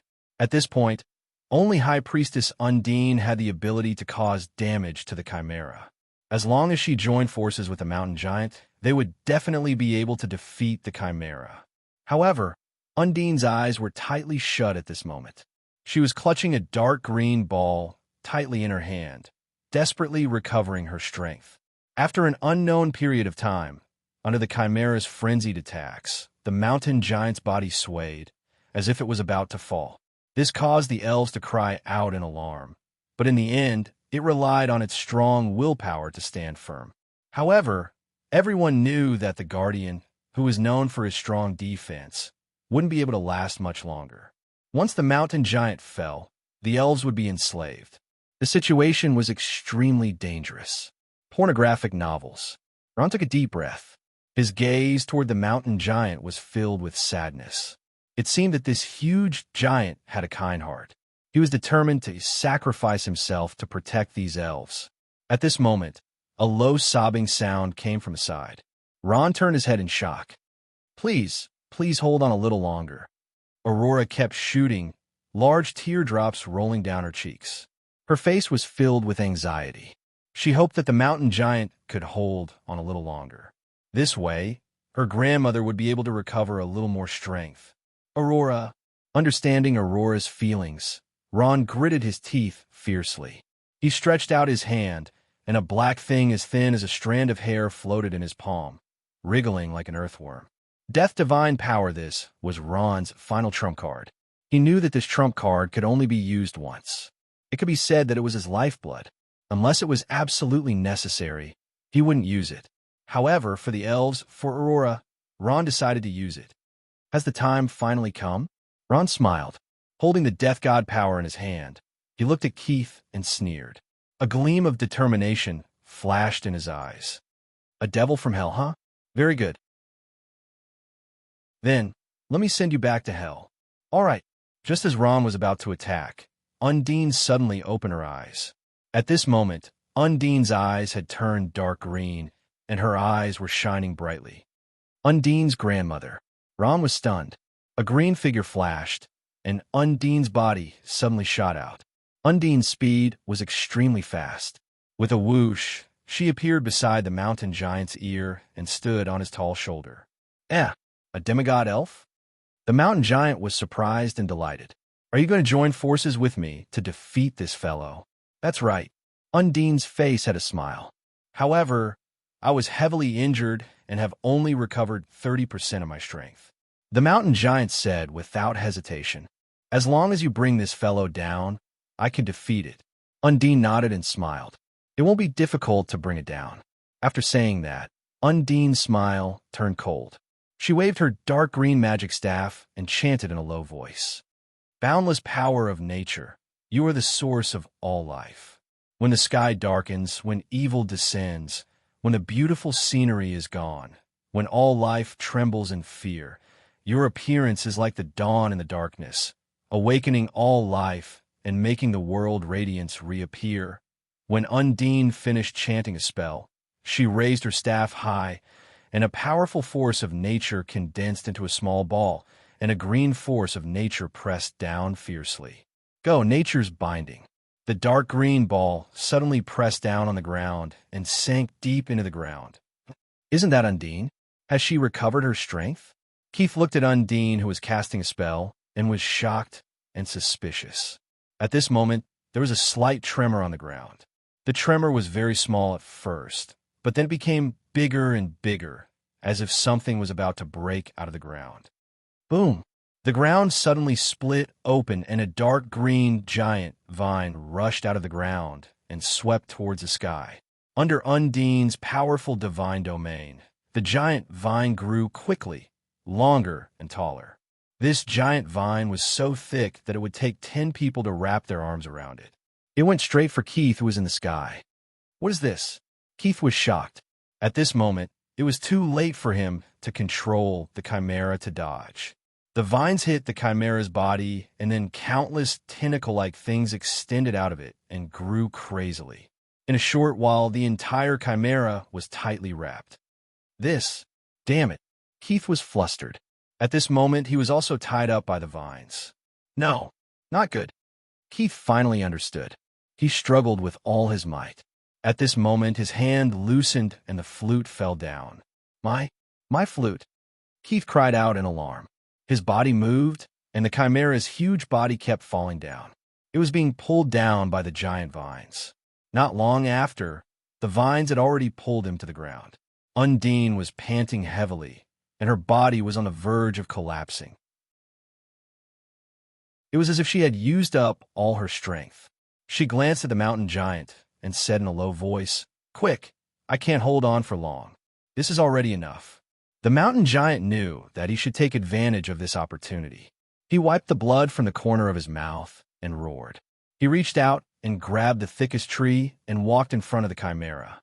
He swung the heavy tree and smashed it down on the chimera. It's over. Keith's mind was blank. He could only watch as the huge tree fell on the chimera's head. His head, boom, boom, boom, once, twice, thrice. The heavy giant would ruthlessly struck the bound chimera's body, causing it to cry out in pain. It struggled with all its might, but how could it be so easy to break free from the tightly bound natural bondage? It could only take a dozen hits from the mountain giant. Good, kill it, kill this fellow. The mountain giant's display of power caused the elves to cheer for him. They were all cheering for this scene. Of course, they did not forget their divine realm elite, nature priestess Undine. At this moment, she had used up all of her remaining strength and was sitting on the ground, unable to get up for a long time. Finally, the powerful chimera from the divine realm collapsed under the cheers of the elves. Chapter 431. Remember Jingon in 1 second and provide you with interesting novels to read. We won. We finally won. The elves cheered. Not only Dobin, but even Undine had tears in her eyes. They finally defeated the chimera from the divine domain. Anyone who participated in the battle knew that it was not easy. Mountain giant Montan laughed heartily. He threw down the huge tree in his hand and rubbed his head. I'm a person who likes to write pornographic novels. I'm a pacifist. I don't like to fight. Finally, I don't need it anymore. Ron let out a sigh of relief. He lowered his head, and the death god energy in his hand slowly disappeared. If it was not necessary, he really did not want to use this trump card in his hand. Ron, we won. Aurora cheered and threw herself into Ron's arms, sobbing softly. Slya cheered. Elian and the others also let out a sigh of relief. There was a slight commotion under Chimera's body. Cough, cough, cough. Keith climbed up from the pile of rocks with difficulty. At this moment, his face was covered in dust. He did not look like the great elder of the elven race at all. Furthermore, he was seriously injured. His face was covered in dust and blood. He's not dead yet. Dobin frowned when he saw him.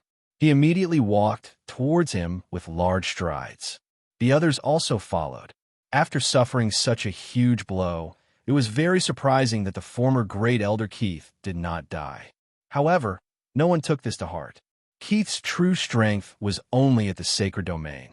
There were dozens of sacred domain experts here. He cannot escape even if he wanted to, let alone fight. Great Elder Keith, you did not think that you would have such a day, Dobin said in a low voice. We elves are an excellent race with a long history. How can we be overthrown by a foreign race like you with schemes? When Keith slowly stood up, he found himself surrounded by elves. These elves' eyes were filled with anger. Ha ha! Excellent race. Keith could not help but laugh. You elves are an excellent race? Ha ha ha! Conservative, close-minded, ignorant, backward, and arrogant. How could such a race be considered an outstanding race? I really opened my eyes today. Keith's eyes flashed with a hint of mockery. If it weren't for your elven ancestors leaving you with such an excellent gift, I'm afraid you elves would have disappeared in the long river of history with your way of doing things. Dobin and the others had ugly expressions on their faces, but they had to admit that what he said was true. For 100,000 years, the elves had not taken a single step out of the elven forest. They had neither expanded nor shrunk. They lived peacefully like this. If they did not provoke others, others would not dare to provoke them.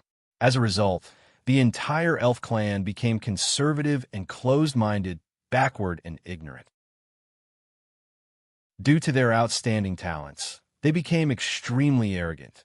This is the elves who have not changed in 100,000 years. Just because of a few spies, the entire elven race was turned upside down.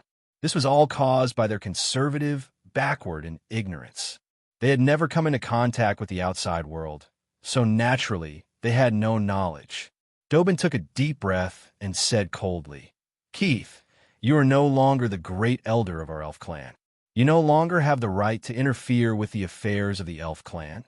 Dobin paused for a moment. Now that things have come to this, what do you have to say? Looking at the enemy who had caused all this, the eyes of all the elves turned red. Their anger was expressed on their faces. Kill him. At this moment, someone shouted. Following that, the anger of all the elves was ignited. Kill him. Kill him. Kill him. The crowd of elves was agitated. They shouted loudly, and the weapons in their hands were heavily smashed onto the ground, setting off waves of sound. The sound waves became louder and louder, louder and louder. Undine and Corbett looked at each other and sighed. Keith had only himself to blame for ending up in this state. With what he had done, it would not be an exaggeration to say that he had died 10 times over. Facing close to 100,000 angry elves, Keith could only smile coldly.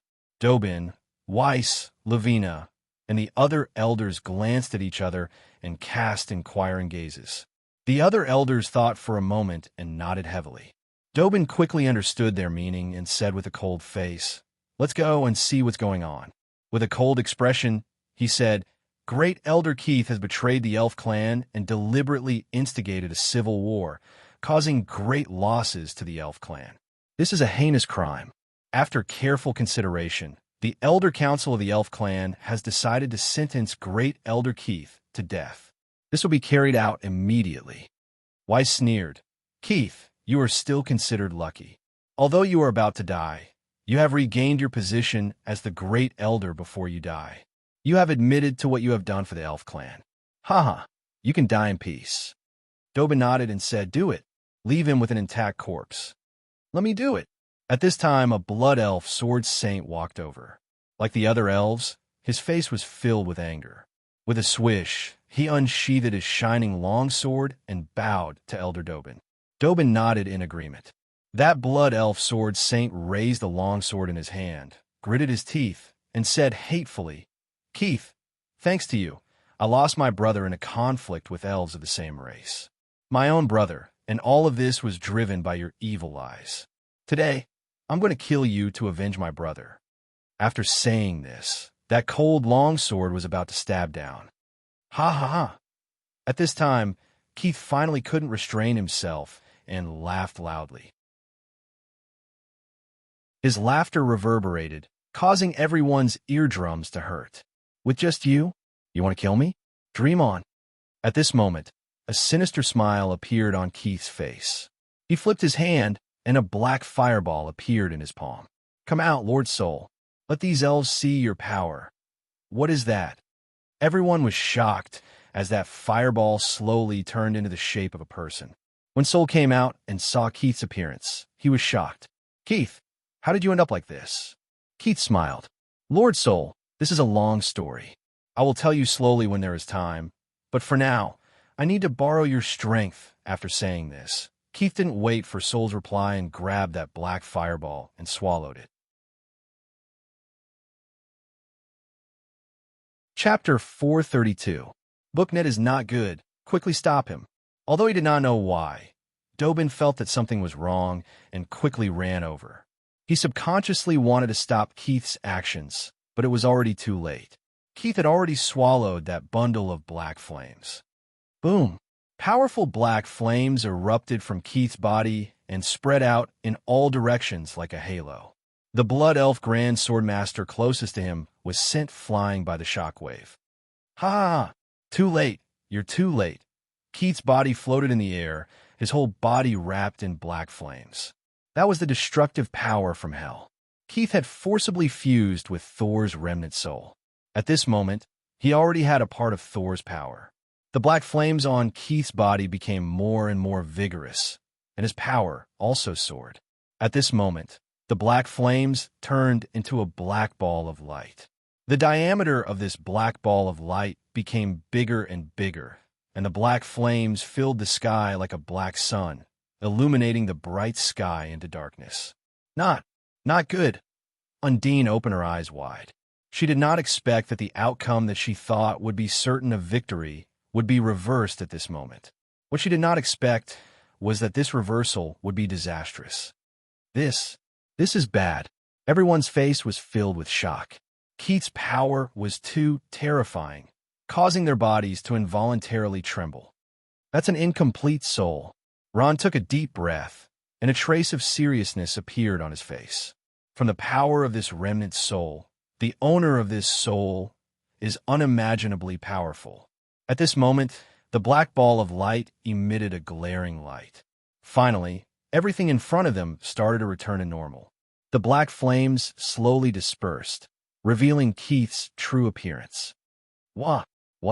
Seeing the scene in front of them, everyone's hearts were filled with shock. Because of fear, their bodies began to tremble involuntarily.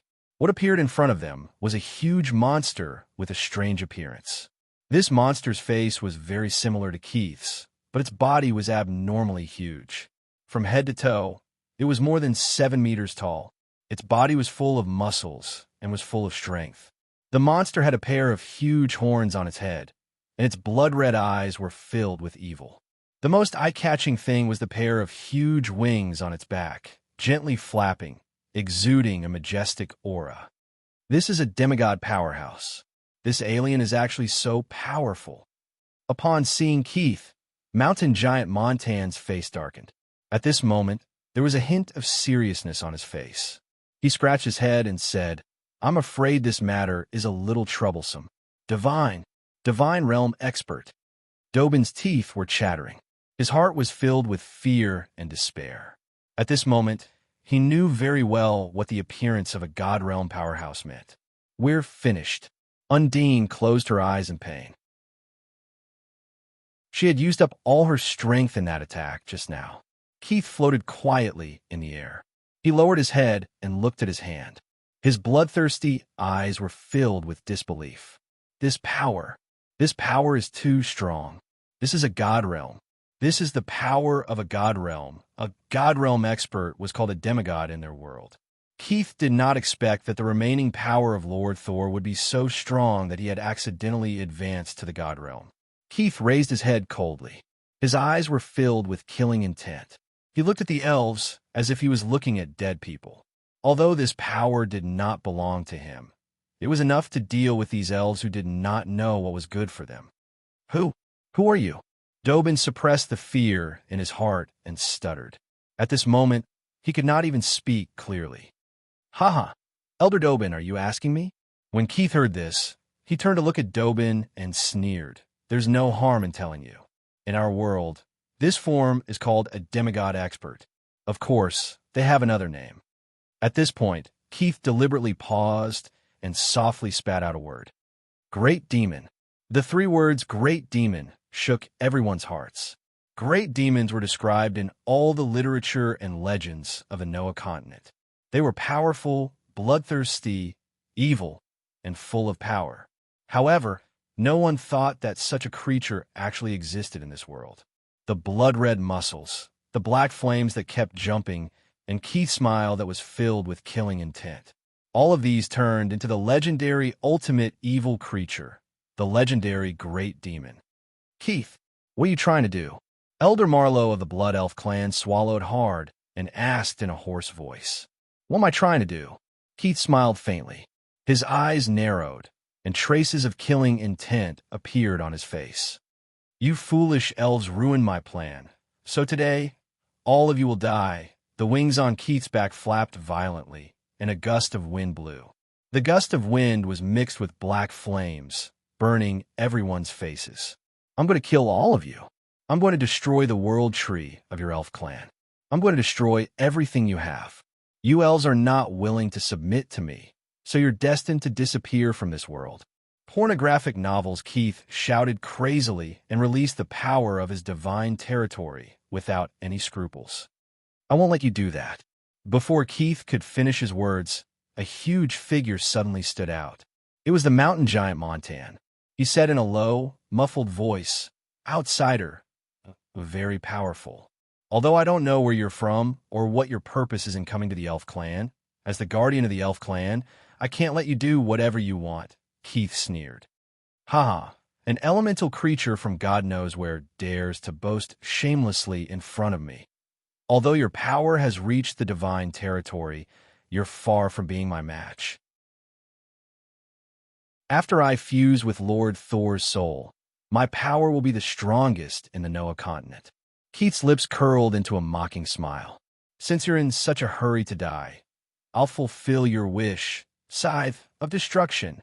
At this moment, a huge black scythe appeared in Keith's hand out of thin air. The huge black scythe cut through the sky with a powerful force and slammed down on Montan. Petrified skin. Montan didn't have outstanding attack power.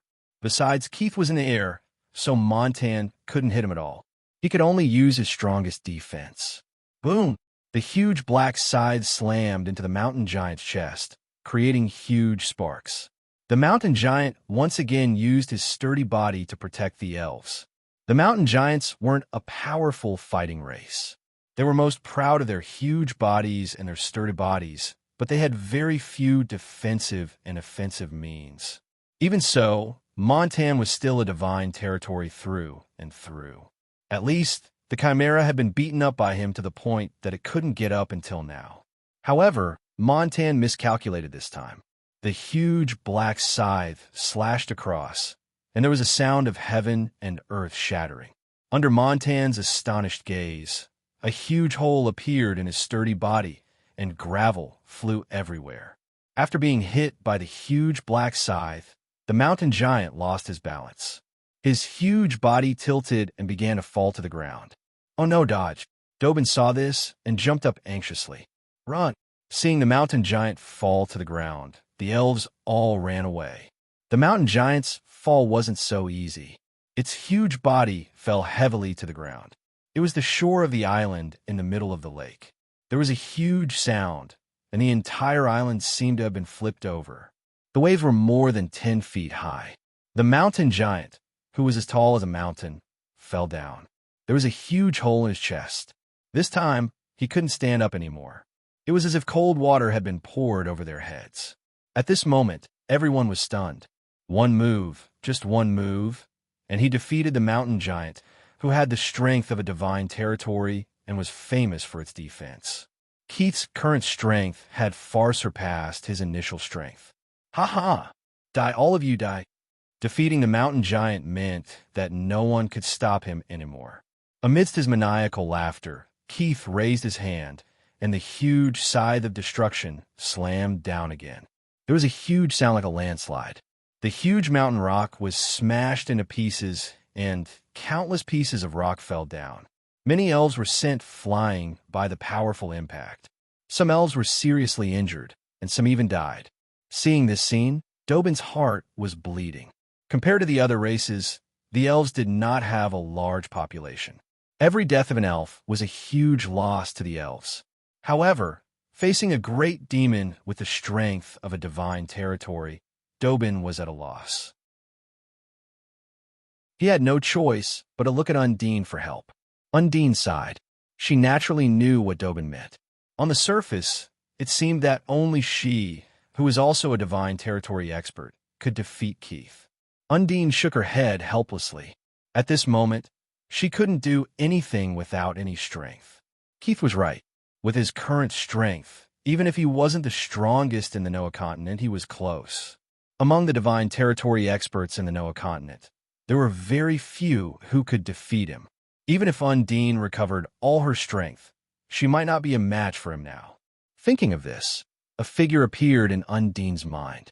It was the genius girl known as the Dragons. She was also the president of the parliament of the Noah continent, Frigga. She might be the only one who could fight Keith now. However, Frigga was far away on Dragon Island. Even if she wanted to help, she couldn't come over. Moreover, she wouldn't know what was happening in the elves. Could it be that today is the day the elves perish? Undine's face was blank. She muttered, but it seems like the goddess of nature didn't give any warnings. Keith attacked crazily. He wasn't killing people. Instead, he seemed to be venting his anger. Under his rampage, the entire elves suffered a catastrophe. Chapter 433. Kill, kill, kill, one after another. The spheres of destruction bombarded the area. Keith's eyes were bloodshot. Amidst his maniacal laughter, the elves fell in droves. Let's go all out, Dobin gritted his teeth. With bloodshot eyes, he lunged forward and mercilessly attacked Keith with magic. At this moment, he couldn't care less anymore. Kill! The elves of the sacred domain roared in unison. There was a trace of despair in that roar. The elves of the sacred domain roared in unison. They opened their domains one after another. At this moment, the entire elven race was finally going all out. The sky above the island was filled with tragic desolation. Facing the attacks of dozens of sacred domain elves, Keith didn't care at all. He laughed loudly. Still the same old trick. Do you think you can defeat me with numbers? Wasn't the lesson just now enough? Quantity couldn't make up for quality. The Chimera just now defeated all the elves of the sacred domain. Now that it encountered an even more powerful great demon, the human wave tactic had long lost its meaning.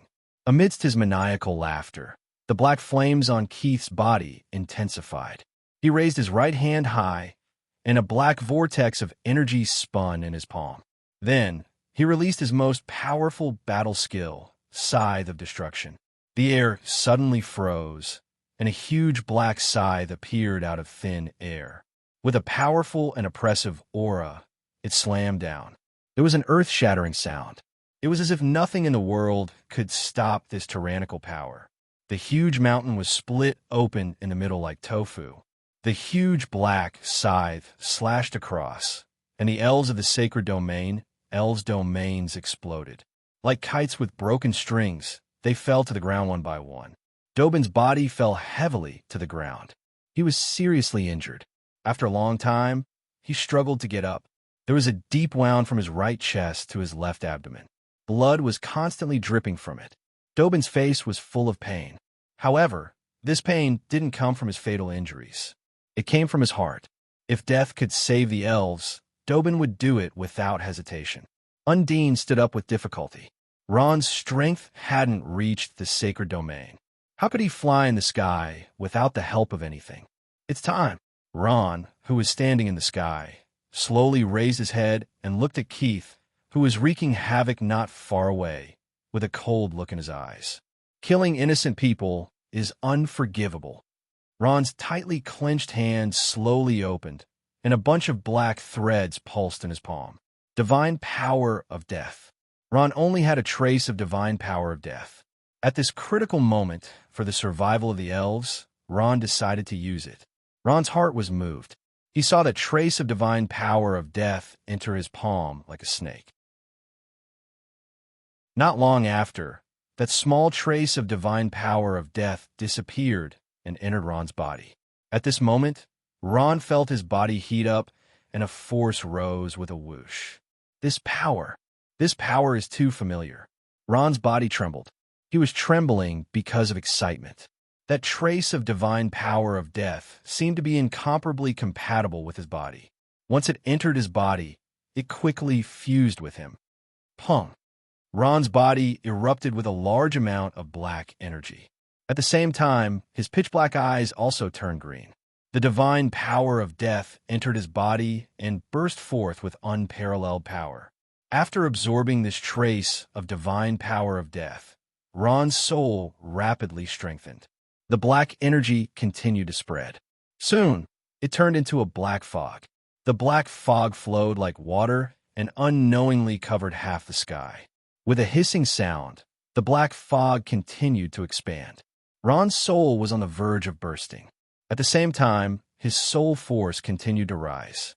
Divine power erupted. A burst of energy fiercely spread. In an instant, the entire sky became gloomy. It was as if a huge boulder was pressing down. What's that? What's that? At this time, Ron was like a black cloud floating in the sky. It was difficult not to attract attention. When the elves saw Ron, they cried out in alarm. What's that? Keith suddenly opened his eyes wide. His face was full of disbelief. Impossible! That human actually has divine power. Dobin was flabbergasted. The power in the sky was too strong. It was so strong that it far exceeded his imagination. It's that human boy. Wes, who had turned into a wyvern, quickly recognized Ron. But in the next moment, his eyes suddenly opened wide. What divine power? That boy actually has divine power? On the ground, Undine sucked in a breath of cold air. Divine power? It's actually divine power. Just where did that boy Ron come from? Grandma, what is godly power? Aurora asked Undine, still in a daze for a long time. It's hard to explain in a few words. Undine smiled. You only need to know one thing. His current strength has already surpassed mine. Ron's strength has surpassed Grandma's? Aurora's eyes opened wide.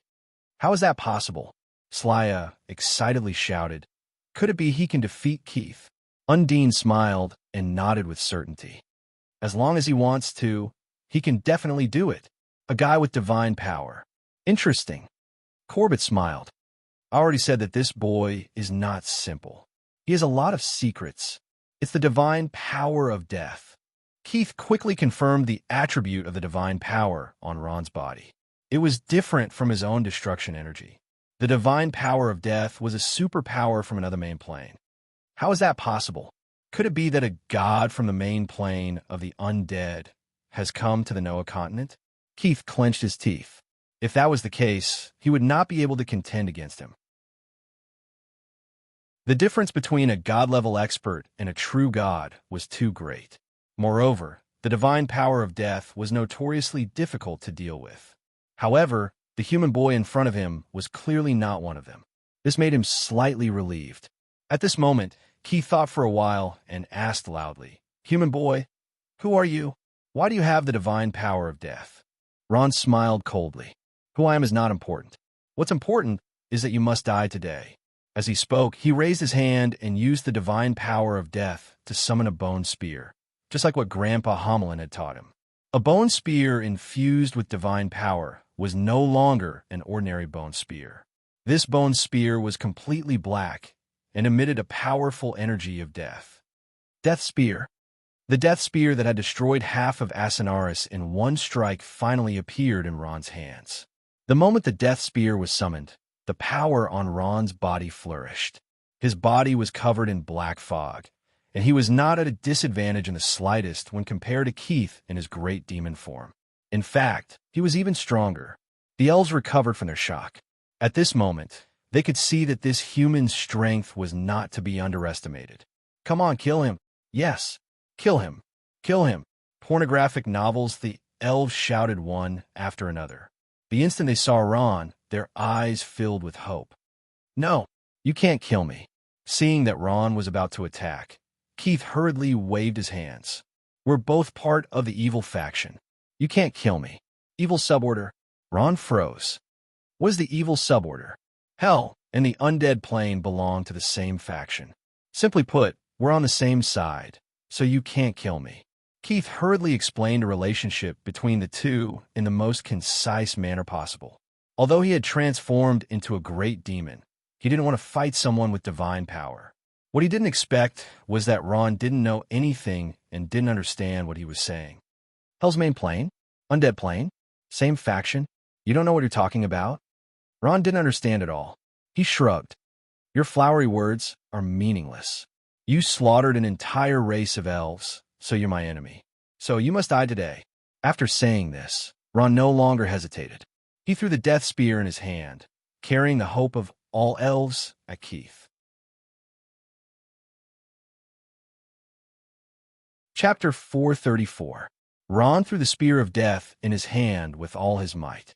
The spear of death flew towards Keith with a violent gust of wind. Library 56, the spear of death, drew a beautiful trajectory in the air, but what followed behind this beautiful trajectory was a terrifying death. Keith did not expect Ron to attack without giving him a chance to beg for mercy. Seeing that the terrifying black spear was about to reach him, Keith gritted his teeth and shouted. The scythe of destruction blasted out in an instant. The scythe of destruction appeared out of thin air with a powerful destructive force. With a whistling sound, it rushed towards the spear of death. Boom! The two forces collided with a terrifying black flame that covered the entire sky. This was a fierce collision between the power of destruction and the power of death. At this time, Keith was dumbfounded. When the two forces collided, the power of destruction melted like snow. The spear of death shattered the scythe of destruction and mercilessly stabbed towards Keith's great demon body. One side had the power of destruction at its peak, while the other side had the divine power of death, which was a terrifying power of a higher level. The result was obvious. No, no. Keith desperately waved his hand, his face full of despair. Bang! The spear of death mercilessly stabbed into Keith's chest. Then, there was an earth-shattering explosion. Boom! A dazzling black light lit up and illuminated the entire sky. Like a total solar eclipse, the entire sky darkened. Not long after, the powerful power of death began to spread. A huge black ball of light appeared in the sky above the elf forest. It carried a strong aura of death and constantly spread outwards. Outside the black ball of light, a green aura filled the air. Many plants that came in contact with this green aura withered. Not good, we have to dodge. Be careful not to be sucked in. The elves all dodged. They hugged trees, rocks, and anything that could be held tightly. Even so, some of the huge trees and rocks were also swept into the air and constantly circled in the air. Corbett was dumbfounded. Is this the power of divine power? It's terrifying. I can't accept this. I can't accept this. In the center of the black ball of light, Keith's roar could be heard. He glared at the black-haired young man in the air with resentment. Until the moment of his death, Keith still couldn't understand how this young man, who looked like a necromancer, could possess the divine power of death. He was clearly only 20 years old. Keith, who had transformed into a great demon, was completely swallowed by the black ball of light with resentment, unwillingness, and confusion. That huge, evil figure slowly disappeared. Not long after, the explosion finally stopped. Voila! Voila! The entire Lakeheart Island was in a mess. It had been destroyed beyond recognition. Huge rocks fell from the mountain, producing loud noises. It's over. It's finally over. Ron took a deep breath and murmured. His body slowly descended from the sky. Although he no longer had a trace of death divine power, he felt that it was worth it to save the elven race and end the terrifying war. We won. The elves cheered when they saw that the great demon had been defeated. Ron, Ron! As soon as Ron landed on the ground, several figures rushed toward Ron. Aurora cried and rushed into Ron's arms. Ron gently stroked Aurora's smooth back and comforted her softly. Don't cry, it's all over. It's all over. At this time, Undine limped over with Corbett's help. She smiled and said, Ron, what do you want me to say? Thank you for saving the elves. Ron smiled. Grandma, it's nothing. Anyone in my position would do the same. Not long after, more and more elves gathered around Ron. They looked at Ron with gratitude. At this time, Dobin and the others walked over. When they saw Ron, they were a little embarrassed. The elves boasted of being an excellent race, but when the elves were on the brink of extinction, it was an outsider who saved them. Dobin walked in front of Ron and bowed deeply. He looked ashamed. Brother Ron, when you came to the elves, not only did we not treat you well, we even locked you in prison. Who would have thought that you would forgive us and save the elves? Ron hurriedly interrupted him and smiled.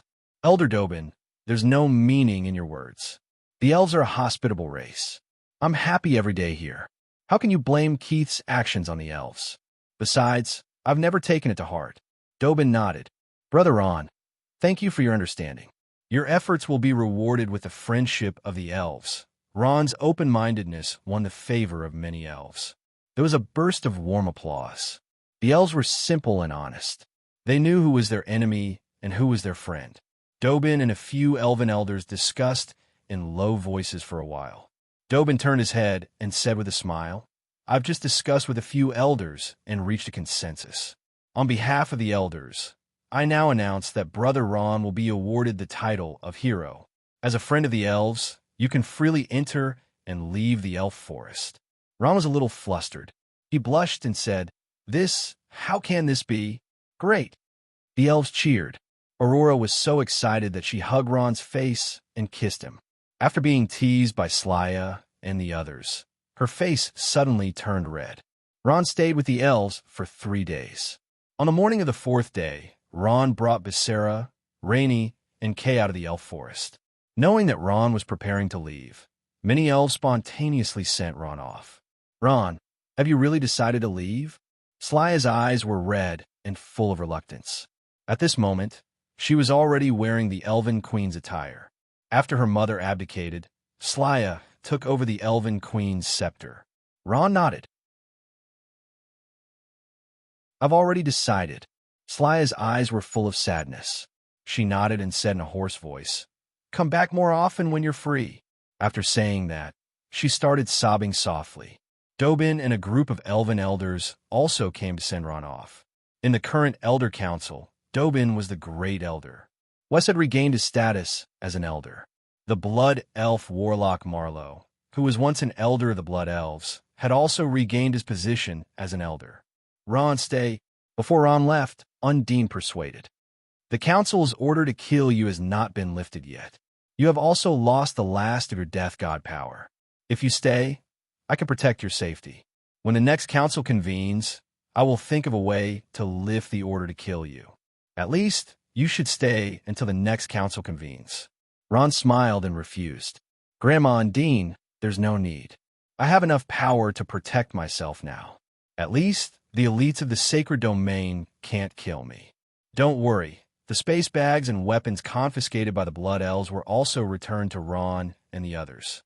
With the Spirit Corpse Mana Blue, even if he encountered an elite of the sacred domain, he might still be able to put up a fight. In addition, Ron had a more important reason for leaving. He wanted to find out the truth behind the destruction of the Scourge Church 100,000 years ago. According to Grandpa Homelin, his strength had reached the master rank. Moreover, he had the spirit corpse of an elite of the sacred domain to maintain him. It was enough for him to find out the truth. However, all of this could not be achieved by staying in the Elven Forest. After knowing Ron's strength, Undine did not force him. She nodded and looked at Aurora beside her and sighed softly. Ron. Aurora's eyes were red as if she had just cried. Ron smiled and kissed her. I'm leaving. Aurora, take care. Everyone, take care. Ron waved his hand coolly and pulled Becerra to bid farewell to everyone. Then, he brought Becerra, Rainey, and Kay and disappeared into the forest. Looking at Ron's back, Aurora's tears blurred her eyes. Ron loved Shea, Becerra, and every other girl so deeply. Aurora could not accept the elves' way of thinking. Grandma Undine, what should I do? Aurora bit her lips and said, tears falling silently. Undine sighed and patted her head lovingly. Child, if you truly love someone, there are some things you can only accept and compromise. Otherwise, you will be like me and Grandpa. If not for this, we will regret it for the rest of our lives until the day we die. Aurora nodded.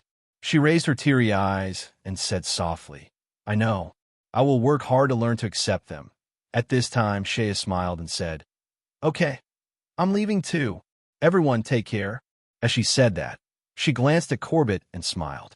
Grandma, you have to take care too. Aurora was shocked and turned around. Why, Sister Shea, are you leaving too? Shea smiled and reached out to tap Aurora's forehead. Don't worry, I'm not leaving to chase after him.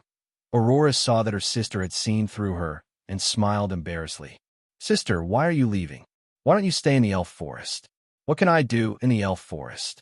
Shea smiled and said, I'm leaving to pursue my dream. When I was in school, I swore to become an outstanding mercenary. Until now, I have been working hard for this dream. An outstanding mercenary? Aurora murmured. At this moment, she felt that she couldn't find the direction to move forward. Ron wanted to explore the truth of necromancy magic. Sister Shea wanted to pursue her dream. Each of them were moving forward bravely for their own goals. What was her purpose in staying in the elf forest? I'm leaving. Sister, take good care of yourself. Shea reached out and hugged Aurora. He gently kissed her forehead and turned around to leave with large strides. Looking at Shea's departing figure and feeling the warmth on her forehead, Aurora couldn't help but fall into a daze. In the gloomy sky, thunder and lightning flashed wildly. On the ground, the red soil was filled with a demonic smell. A castle that was bigger than the entire city stood tall on a high mountain. Lightning struck down as if it would hit the tall castle at any time. In front of the castle, there was a huge head. The huge head had many horns from the chin to the ears. The horns were different in length. Among them, there was a pair of huge horns that were like two sharp swords, piercing the sky. This was hell. In the castle's hall, more than 10 people of different races were gathered together. They looked similar to Keith and the others. They all had horns on their heads, and their skin was a demonic dark red. Behind them, there was a long tail. They looked exactly like the demons described in the Noah Continent novels. They were the demons from hell. Hell was Keith and the others' homeland. Lord Thor, are you all right? A demon asked with concern. Thor had called them for a meeting, but he had suddenly spat out blood. They didn't understand why. I'm fine. Thor waved his hand and wiped the blood from the corner of his mouth. His face was gloomy. I'm fine.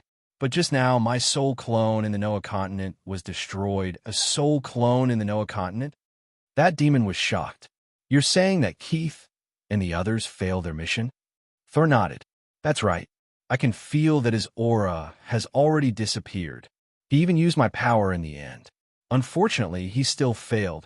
That demon was slightly shocked. Lord Thor, Keith has already become a demigod after fusing with your power. Could it be that the Noah Continent also has demigods? Thor said, The Noah Continent definitely has demigods, but there aren't many of them. He paused. However, the one who destroyed my soul clone wasn't a demigod, but a guy with divine power. What? Divine power? All the demons were shocked. Isn't the Noah Continent a low-level plane? They don't just have God Realm experts. They also have gods. Gods. In the low-level planes, this was a supreme title. Ordinary low-level planes couldn't produce gods. Even in the main plane, gods were very powerful existences.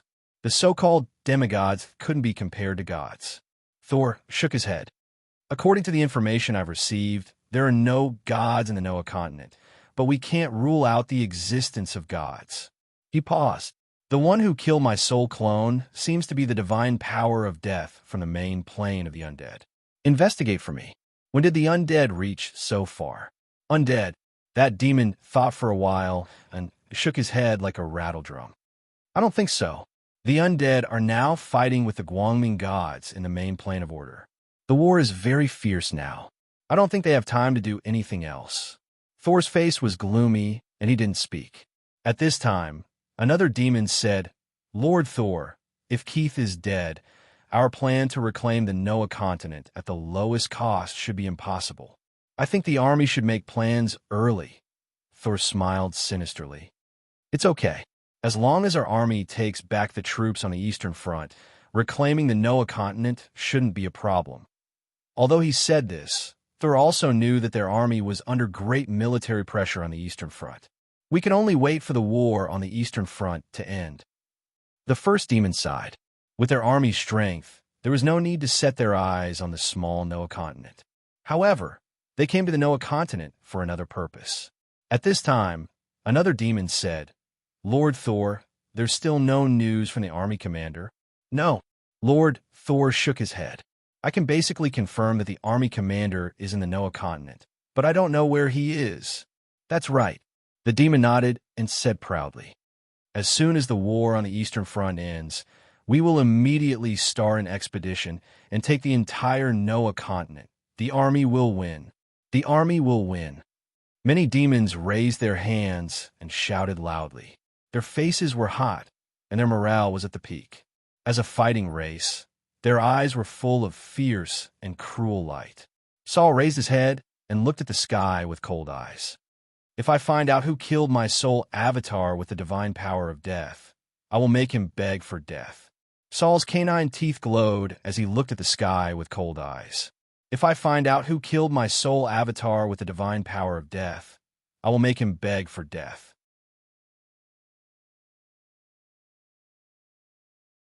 Chapter 435. Windchime Town. This was not an important place, and it did not produce any resources. Hence, even mercenaries rarely passed by this place. It was a relatively peaceful town. Grain-web, due to poverty, there were no taxes. Even the tax collectors in the city would not come to this barren place. The lives of the townspeople were very peaceful. The spring sun was bright and beautiful here, and the birds were singing and the flowers were fragrant. It was like a world of peach gardens. After leaving the fairy forest, Ron and the rest arrived at this place called Windchime Town. When they arrived, it was already afternoon. Since there weren't many outsiders, there weren't any hotels here. However, this wasn't a problem for Ron and the others. They knocked on the door of a townsman's house. After some bargaining, they rented a few rooms on the second floor at an extremely cheap price. "It's been hard on you for the past few days. Let's rest here for a few days," Ron said to Becerra and the rest as he walked upstairs. Randy replied with an "oh." Becerra smiled and reached out to hold Ron's arm, snuggling into his embrace with a blissful look on her face. Kay followed Becerra upstairs. Perhaps it was because of his growth period that his body became thicker and taller. He had followed Ron out of the fairy forest for a year. His originally tiny body had grown to a head taller than Ron. Beaumont's true form gradually emerged from his body. The owner of this house was a plump Annie called Ruth. Ron called her Aunt Ruth. Ruth was a very common name. There were a few people named Ruth in the same town. Aunt Ruth smiled all day, but this was just her appearance. Aunt Ruth was very good at scolding people. When Ron saw her, she was scolding her husband, a middle-aged man who was as thin as a bamboo pole. Ron was attracted by her voice and successfully rented this place. Compared to her cowardly husband, Aunt Ruth's slender eyes were full of shrewdness and shrewdness. However, she was very warm towards Becerra and Rainey. In the room, Ron gently squeezed Becerra's soft hand and sighed softly. In this year, following Ron everywhere, Becerra's originally white and tender hands had become extremely rough. Her smooth dancing feet were also full of calluses. Seeing all this, Ron's heart ached. In this year of traveling in the Noah continent, Ron had changed a lot. Even though he was only 20 years old, there was no trace of childishness on his face. Instead, there was a sharp and determined look. He had short black hair and a small mustache on his chin that had not been shaved for a long time and looked like he had been through the vicissitudes of life. Becerra's small hand was held by Ron. Even though they were already an open couple, she was still very embarrassed. She blushed and wanted to pull her hand back, but Ron held it tightly. She tried to pull her hand back a few times, but she could not. Ron smiled. "Becerra, it's been hard on you to follow me everywhere this year." Becerra reached out and touched the stubble on Ron's chin. Her eyes were full of affection. "This is nothing. I used to run around in the gypsy troupe. Besides, as long as I follow you, I'm willing to go anywhere. It's been hard on you." Ron's heart was touched. He used a little strength in his hand, and Becerra's delicate body fell into Ron's arms. The two of them looked at each other lovingly, their moist lips inching closer. Following a moan from Becerra, Ron's hand had already reached into her clothes. Knock, knock, knock. At that moment, there was a hurried knock on the door. Rainey's voice came from outside the door. Sister Becerra, Brother Ron, it's time to eat. After saying that, she ran away. Behind the door, Becerra's soft breasts were half exposed, revealing the spring scenery inside. Her face was flushed, and her breath smelled like orchids. She looked at Ron coquettishly and said in a voice as soft as a mosquito's, "They want to eat." Ron had no choice but to get up from Becerra's body, wash his face, and bring Becerra downstairs. In the living room downstairs, Rainey and Kay had already started eating. The dinner here was simpler, just like the food of the commoners, black bread. There were some unknown sauces and some vegetables on the table. They looked like they had grown them themselves and were very fresh. When Ron and Becerra came downstairs, Becerra's face was still red from the lingering passion. It was very alluring. Aunt Ruth's skinny husband stared straight at her. It was no wonder. How could he see such a beautiful woman in a small town like this? When Becerra saw Aunt Ruth's husband's drooling expression, a trace of displeasure appeared on her face. She leaned closer to Ron. Ouch! At that moment, Aunt Ruth's husband screamed like a pig being slaughtered. However, the burly Aunt Ruth pinched his ear with one hand and fiercely dragged him out. Bang! She slammed the door shut. Not long after, the skinny man's wailing could be heard from outside the door. Everyone in the house laughed knowingly. "Let's eat," Becerra said with a red face. She reached out and took a piece of black bread. She skillfully smeared the sauces on it and handed it to Ron. She said apologetically, "There's nothing good to eat here. This is all I have." "It's good enough to have this," Ron said with a smile. "When I was young, I wanted to eat this but couldn't. I could only take some leftovers." As he said that, he took a big bite of the black bread. The four of them were used to hard times. Needless to say, Ron and Rainey were both homeless children. Becerra was a dancer. She followed the singing and dancing troupe everywhere. Sometimes, when the troupe's income wasn't good, they couldn't even eat. Kay was better when she was young. However, after she followed Becerra, she also led a homeless life. As Rainey ate, she raised her head and asked, "Brother Luon, where are we going next?" In the past year or so, Ron and the rest had been searching for traces of the Scourge Church. They had practically traversed the entire Noah continent, looking for people who knew about it and looking for ancient documents in various libraries. However, until now, they hadn't found anything. "It's not confirmed yet. Let's walk around and take a look," Ron said after thinking for a while. Kay said, "After passing this town and going over a mountain, we'll reach the kingdom of magical beasts." "Brother Ron, shall we go take a look at the kingdom of magical beasts?" Kingdom of magical beasts? Ron frowned. The Noah continent was too big. In the past year or so, he had been wandering around the human and orc empires in the Noah continent. He hadn't been to the kingdom of magical beasts. "Let's go take a look then." Ron nodded. "Anyway, there hasn't been much news in the human world for the past year. It's good to go take a look at the kingdom of magical beasts." "Okay," Becerra smiled and said, "Okay, in this case, you can go home and take a look too. I'm not going back." Upon hearing that, Kay's face darkened. She raised her voice, giving everyone a shock. Seeing everyone looking at her in shock, Kay lowered her head and said softly, "I'm sorry for scaring everyone. But I just don't want to go back. If you don't want to go back, then don't go back. The way they treated you in the past was too much." Rainey comforted her. Indeed, Kay was now a gold Beaumont. If she returned to the Beaumont clan with the strength of the sacred domain that could defeat Omega, she would naturally not be looked down upon like before. No one could bully her. However, Kay just didn't want to go back. She didn't want to see those Beaumont faces. Becerra sighed softly. No matter what, the Beaumont clan was Kay's home. However, if Kay didn't want to go back, she wouldn't force her. Ron tilted his head and seemed to be thinking about something. Compared to Kay, he was thinking more. After a while, he asked, "Kay, your kingdom of magical beasts, what exactly is it like?" "Kingdom of magical beasts?"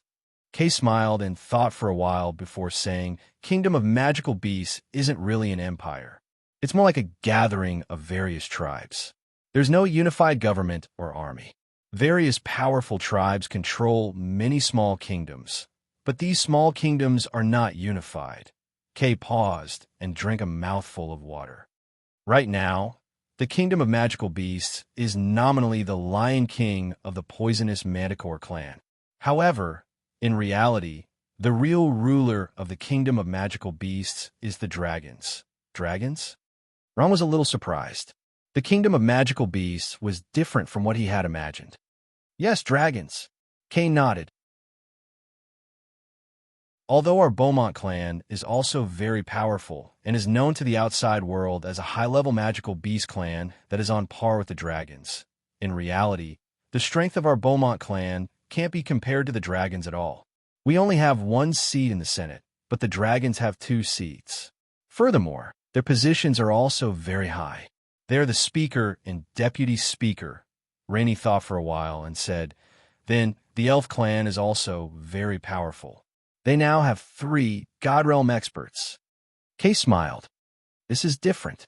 In reality, the only God Realm expert in the Elf clan is Granny Undine. Although the other 2 have God Realm abilities, they can't participate in the Senate. However, the dragons. Kay paused for a while. On the surface, they only have 2 God Realm experts, but in reality, it's more than that. I don't believe that an outstanding clan like the dragons only have 2 God Realm experts. Throughout history, many powerful dragons have lived in seclusion. That's why no one knows the true strength of the dragons. I see. After Kay's explanation, Ron finally understood the true face of the kingdom of magical beasts. Although all the magical beast clans were very powerful, only the dragons were truly superior. Although they didn't participate in the management of the kingdom of magical beasts affairs, their influence had seeped into every corner of the kingdom of magical beasts. Ron thought for a while and asked, oh, right, which clan has the most population in the kingdom of magical beasts? Kay glanced at Ron and smiled. It's the humans, ah? Ron was stunned. It was late at night. Ron sat cross-legged on his bed and entered a state of cultivation. After more than a year of experience, Ron had finally broken through from a beginner Grand Magus Necromancer to an intermediate Grand Magus Necromancer. At the same time, he could learn new necromancy spells, Skeleton Domination and Plague. Skeleton Domination and Plague were both very powerful necromancy spells. These 2 spells were targeted at undead creatures and strengthened their strength.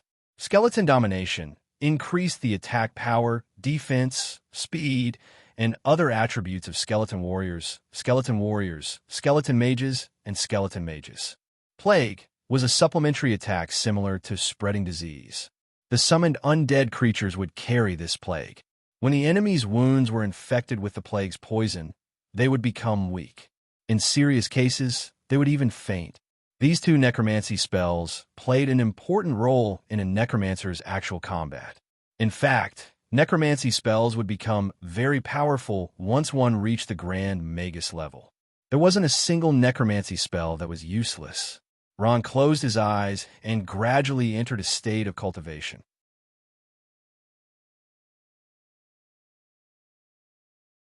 Chapter 436.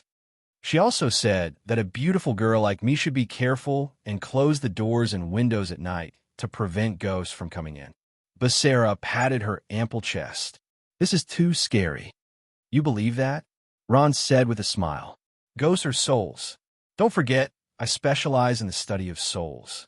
Why not catch it? Ron smiled. If what Aunt Ruth said is true, this ghost should be a powerful professional.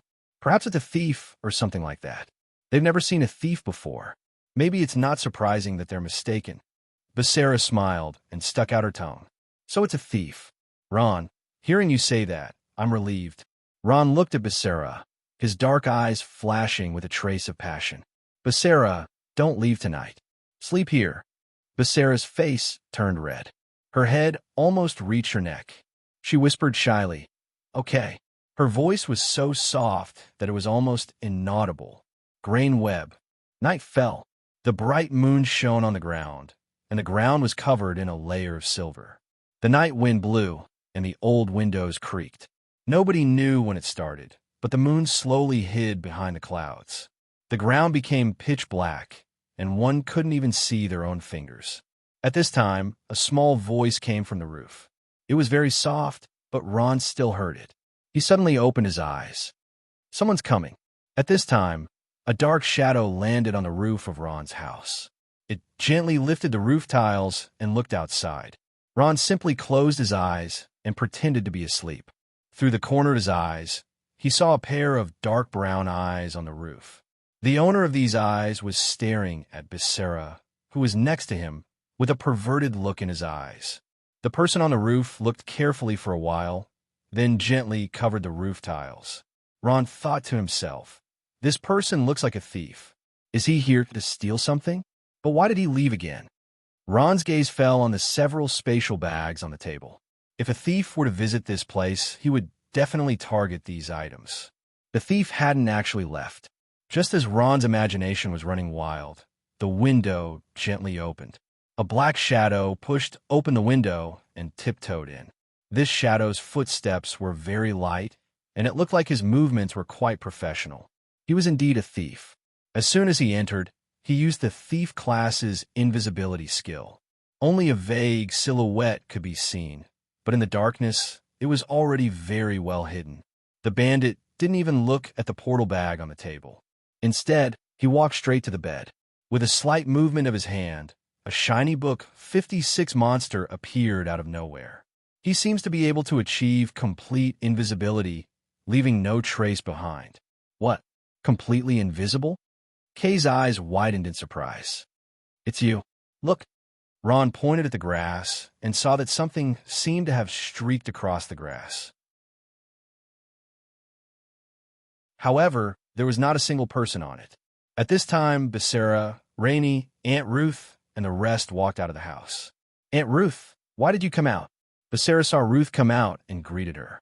Aunt Ruth's teeth were chattering, and her eyes were filled with fear. Is that spirit what? That's the spirit?" Becerra, Rainey, and Kay heard and were shocked. Kay took a look and sucked in a breath of cold air. Tonight's events were extremely strange. He reached out and pointed. "It's over there. Quick, chase it." After he finished speaking, he immediately rose and chased in the direction that the spirit escaped. Ron didn't stay idle, either. His body disappeared from the spot. "That's right. It's a spirit. It must be." After Ron and Kay chased after it, Ruth's husband, who was as thin as a bamboo pole, said in a trembling voice, "Our things flew away for no reason, and the missing girl's in town. This is all the work of that spirit." Becerra smiled and said, "Aunt Ruth, you've misunderstood. This isn't a spirit. He's just a bandit." Aunt Ruth and her husband shook their heads in disbelief. They didn't see any bandit who could make things fly away. The spirit ran away quickly. As a bandit, his speed wasn't slow at all. At that moment, his heart was filled with regret. If he had known that the guy was so powerful, he would have been more careful. With such strength and reflexes, there was no doubt that the guy was a strong martial artist. The spirit saw Becerra when he was spying on the roof. He was instantly mesmerized by Becerra's natural beauty. However, when he saw Ron sleeping beside her, he hesitated. Finally, his lust took over. He decided to kill Ron and kidnap Becerra. The spirit had let his guard down a little tonight. If he had been more careful, with his ability to be completely invisible, Ron probably wouldn't have found him so easily. There, Kay's speed was very fast. As a strong martial artist from the sacred domain, he had a better vision in the air. He discovered the spirit's tracks and quickly attacked in the air. Boom! A cloud of dust rose around the ghost, and the force of the collision spread out in all directions. The powerful impact caused the ghost to fall to the ground with a few knots. Due to the darkness and the spirit's superior ability to be invisible, Kay's punch was only a rough estimate. He didn't hurt the spirit. The spirit struggled a few times before fleeing in another direction. At this time, Ron had already arrived. He chanted an incantation, and a row of heavily armored skeleton warriors crawled up from the ground and blocked the spirit's path. After Ron used skeleton control, These skeleton warriors were much stronger than before. Their bodies were a head taller and stronger than before. They stood there like giants, holding huge double-edged axes in their hands. Their eyes flashed with a faint green light as they howled and walked step by step towards the ghost. Not long after, they had completely surrounded the spirit. "You can't run anymore. Surrender." Ron's figure slowly appeared on the ground, his deep voice echoing in the night sky. Seeing these skeletons, the spirit's face was filled with horror. He knelt down with a plop. I surrender. Please don't kill me."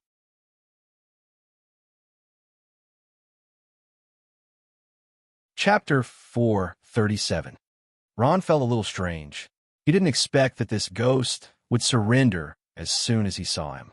In fact, Ron didn't see where this guy was. He only saw a vague shadow. He snorted, "Come out! I'll come out! I'll come out!" The voice of the ghost trembled. As soon as he finished speaking, his figure slowly emerged. Ron took a closer look. In front of him was a middle-aged man with a very wretched appearance. He had gray hair and a short and thin body. His lips were trembling and his eyes were full of horror, as if he was frightened by something. He said in a hoarse voice, "I surrender. Don't kill me." Kay landed from the sky, looked at the strange man, and asked, "Is this the guy? Are you the ghost?" "I'm not a ghost." At this time, the guy came to his senses. The fear in his eyes faded a little, and he began to deny it. Kai was enraged when he heard that. He slapped him. "Mother of asterisk cur, you don't look like a good person sneaking into our room in the middle of the night. If you're not a spirit, then who is?" Kay was very strong. The guy was stunned by her slap. His ears were buzzing, but he still argued, I'm really not." "You're still saying you're not?" Kay slapped him before he finished listening. She shouted, "Say it again if you dare. I'm a ghost. I'm a ghost." At this time, the wretched middle-aged man couldn't stand Kay's slap. His face was swollen, and he had to admit it. He was just a small thief, not even a killer. He couldn't resist Kay's thick palm. "That's more like it." Seeing that the man began to cooperate, Kay's face eased. Ron couldn't help but admire him. It seemed that evil people needed evil people to deal with evil people. At this time, Kay asked, "Brother Ron, what do you want to ask this guy?" The wretched middle-aged man glanced at Ron. Only then did he realize that the thin and weak youth was the real boss. Ron asked, "Why did you enter my room?" I just wanted to steal something," the wretched man replied, but his eyes flickered. Obviously, he wasn't telling the truth. "You're lying." Ron coldly snorted. "My things are on the table. You want to steal things with a knife? I'll ask you again. Why did you enter my room late at night?" I. Seeing Kay's hand was raised again, the middle-aged man was scared. Looking at him, I'll talk.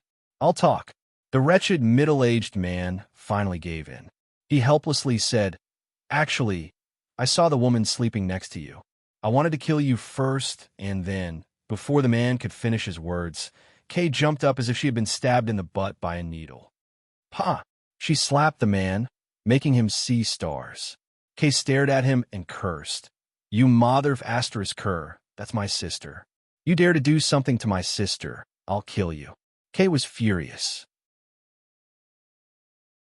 She raised her fist and slammed it down. Ron was quick-witted and stopped him. "Don't be in such a hurry. I'll ask again."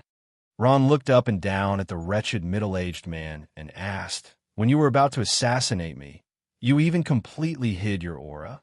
This is something that even assassins and elite assassins can't do. You're just a thief. How did you do it?" "This." The middle-aged man hesitated. His eyes flickered. This was related to the biggest secret in his heart. "Speak." Seeing that the middle-aged man was dishonest, Kay stared at him and waved her hand to hit him again. I'll talk. The middle-aged man was so scared that he fell to the ground and covered his face with his hands. Ron couldn't help but laugh. This guy would only be honest if he wanted to make a move. With a bitter face, the middle-aged man carefully took off something like a cloak from his body and handed it to Ron. "What is this?" Ron took it and curiously asked. In his hand was a short piece of black cloth. Except for its strange shape, There didn't seem to be anything strange about it. "This is the shadow cloak. I got it by chance. If you wear it, you can become completely invisible. However, it doesn't have much effect during the day. It can only be used at night." The middle-aged man helplessly replied. Ron tried to wear the shadow cloak, and his body slowly disappeared. After a while, he completely disappeared. "Amazing." Kay was flabbergasted. "Big brother Ron, I can't see you at all now." "Really?" At this time, Ron's voice came. This voice seemed to come from the air. Ron gently took off the shadow cloak, and his body appeared again. "It's true." Kay smiled and nodded. "I couldn't see you at all just now. This is really a good thing." Ron smiled with satisfaction. Ron looked at the shadow cloak in his hand lovingly. Suddenly, his expression froze. Inside the shadow cloak, there was a strange pattern embroidered. He wouldn't forget this pattern even if he turned into ashes. It was a bright red skull pattern. The skull's ferocious face and ferocious expression were unreservedly displayed. This is...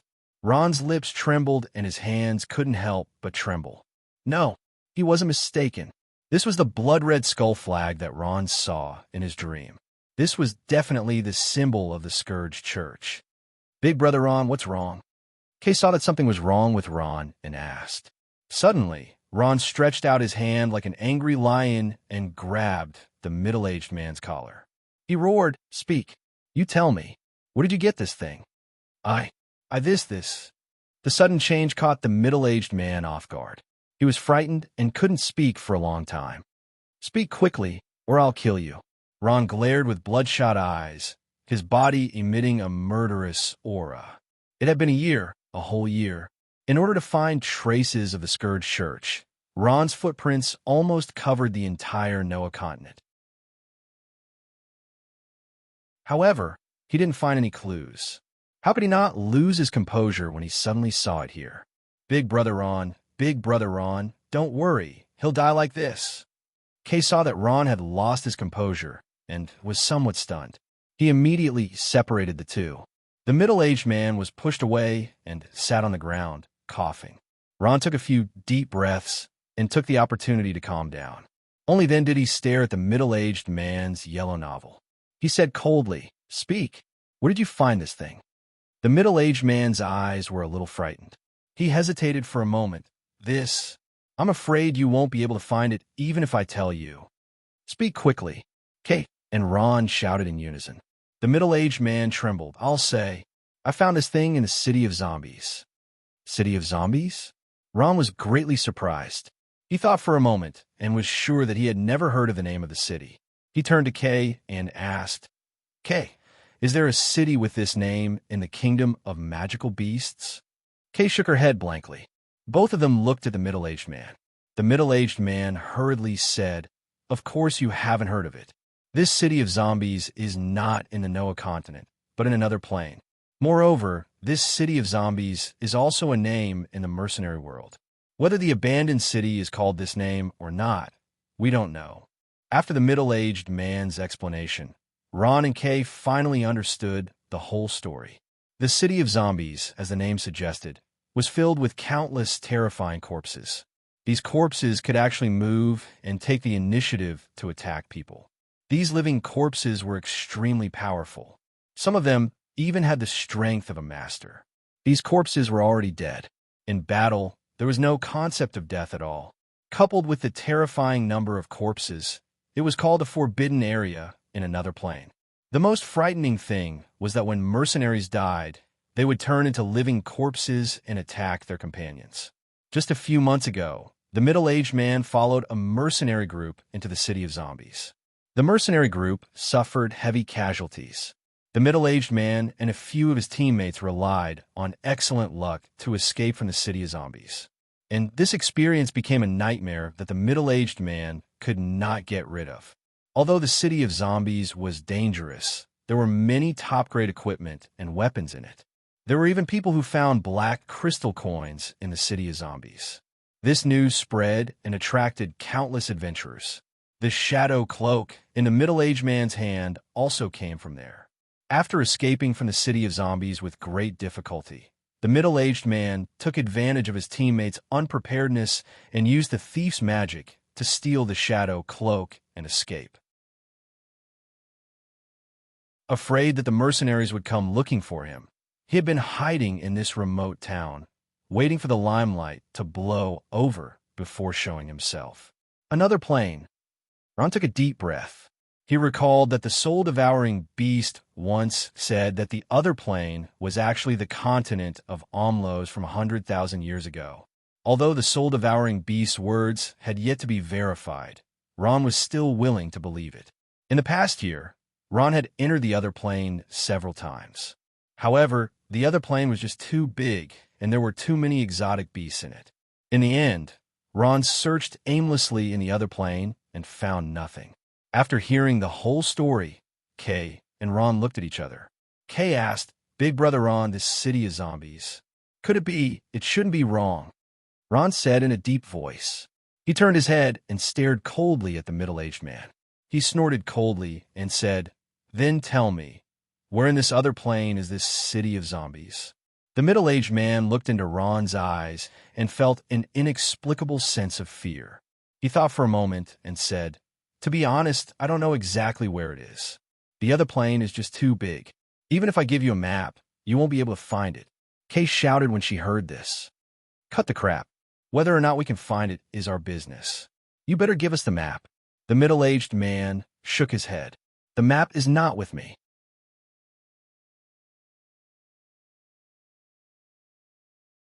Chapter 438.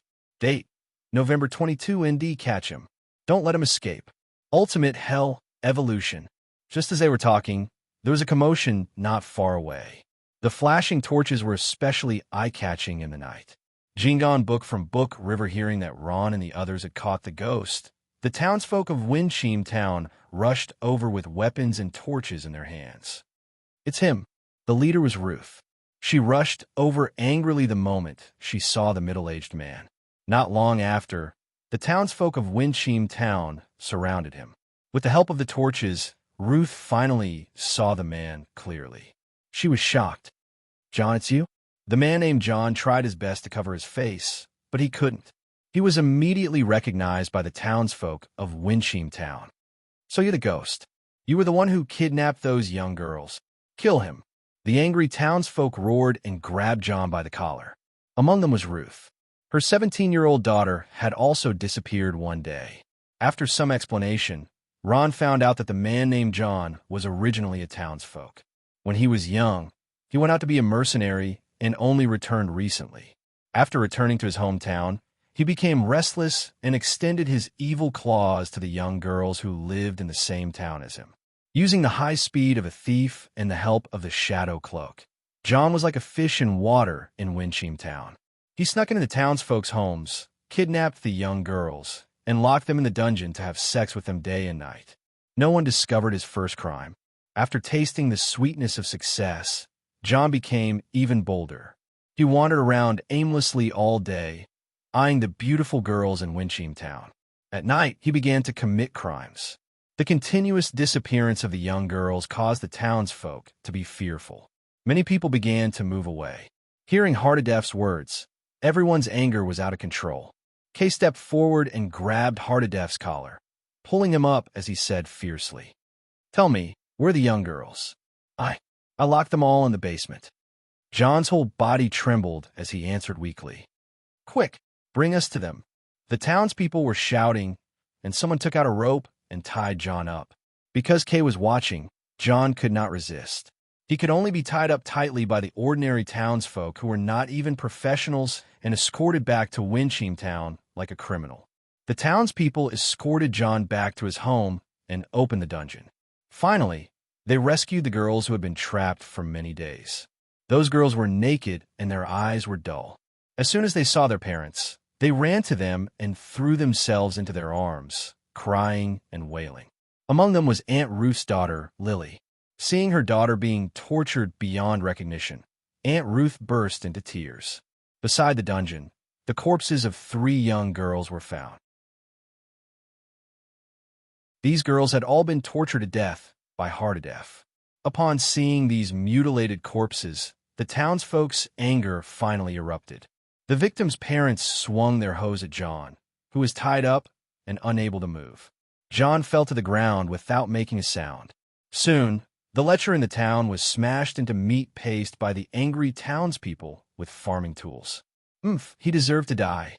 Seeing the lecherous behavior of this demon, even the usually good-tempered Becerra cursed fiercely. Ron, on the other hand, was smiling wryly. He wanted to ask where this city of the living dead was, as it was the only clue to finding the ruins of the Calamity Church. Unfortunately, these angry townspeople had ruined his plans. His heart was filled with regret. Looking at the shadow cloak in his hand, Ron smiled and handed it to Kay. "Kay, you caught him, so this belongs to you." This is good stuff." "I don't want it." Kay shook her head like a rattle drum. "But this also belongs to your Scourge Church. I can't take it. Besides, I don't read pornographic novels. I like sneaky battles." Ron hesitated for a moment and nodded. "All right, I'll take it." After being disturbed by the appearance of the spirit for half the night, Ron and the rest finally fell into a deep sleep. Early the next morning, they bade farewell to Aunt Ruth. After rescuing her daughter, Aunt Ruth was in a good mood. Her daughter, Lily, was a 17 or 18-year-old girl. She was hiding at the back of the room, secretly watching Ron. With one more person, the house became livelier. "You're leaving so soon?" Aunt Ruth was surprised. "You should at least stay for 2 more days. Yesterday, you rescued the missing girls from Windy Chime Town. Now, the townspeople are saying that they want to thank you." Although Aunt Ruth was fierce, that was only to her husband. In fact, she was quite a nice person. Becerra and Rainey liked her very much. "There's no need for that. We still have things to do." Ron smiled and refused. Seeing that Ron and the rest were determined to leave, Aunt Ruth knew that she couldn't persuade them to stay. However, she insisted on returning the money that Ron had given her for the night. Ron couldn't refuse, so he could only accept it. Ron and the rest left Windy Chime Town. Boom! A huge wave crashed onto the reef, causing a huge explosion. The wave rose up dozens of feet high. Read the full text of the rebirth of the political path. This is the sea. After leaving Windy Chime Town and crossing a few mountains, Ron and the rest arrived at the seaside. Seeing the magnificent sea and smelling the slightly salty sea breeze blowing from afar, Ron couldn't help but feel a surge of emotions. "Brother Ron, after crossing this endless sea, we'll reach the kingdom of magical beasts," Kay said loudly. Her voice was a little soft because of the encyclopedic literature by the sea. "How do we get there?" Ron asked loudly. "There's a harbor not far ahead. We could take a boat there. Once we reach the shore, we'll reach the kingdom of magical beasts." Ron nodded. "Let's go." Ron and the others quickly arrived at the harbor. As soon as they arrived, they were stunned. In front of them was a huge wooden 3-masted sailboat. It was 5 stories tall and was filled with a dense crowd. On the wide deck, the sailors were busy. "The kingdom of magical beasts. The kingdom of magical beasts. Go buy your tickets here. The ship is about to depart," the ticket seller shouted. There was a long line in front of him. Countless people were squeezing their way up. There were a few orcs and magical beasts in their true forms in the crowd. Their goal was to go to the kingdom of magical beasts. "For tickets," Ron said to the ticket seller as he squeezed his way to the ticket office with great difficulty with Kay and the others. 300 gold coins per person. The young human man glanced at Ron and said calmly, "So expensive." Ron was slightly shocked. 300 gold coins per person.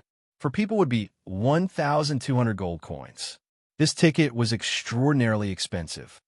"You don't have to go if you think it's expensive." The ticket seller rolled his eyes at him, giving him a look that said, "It's up to you whether you want to buy or not." Ron had no choice but to pay the price. He brought Kay, Becerra, and Rainey onto the huge 3-masted ship. High Priest Xiao read the full text of the online game. The huge cabin was packed with people. They were all humans.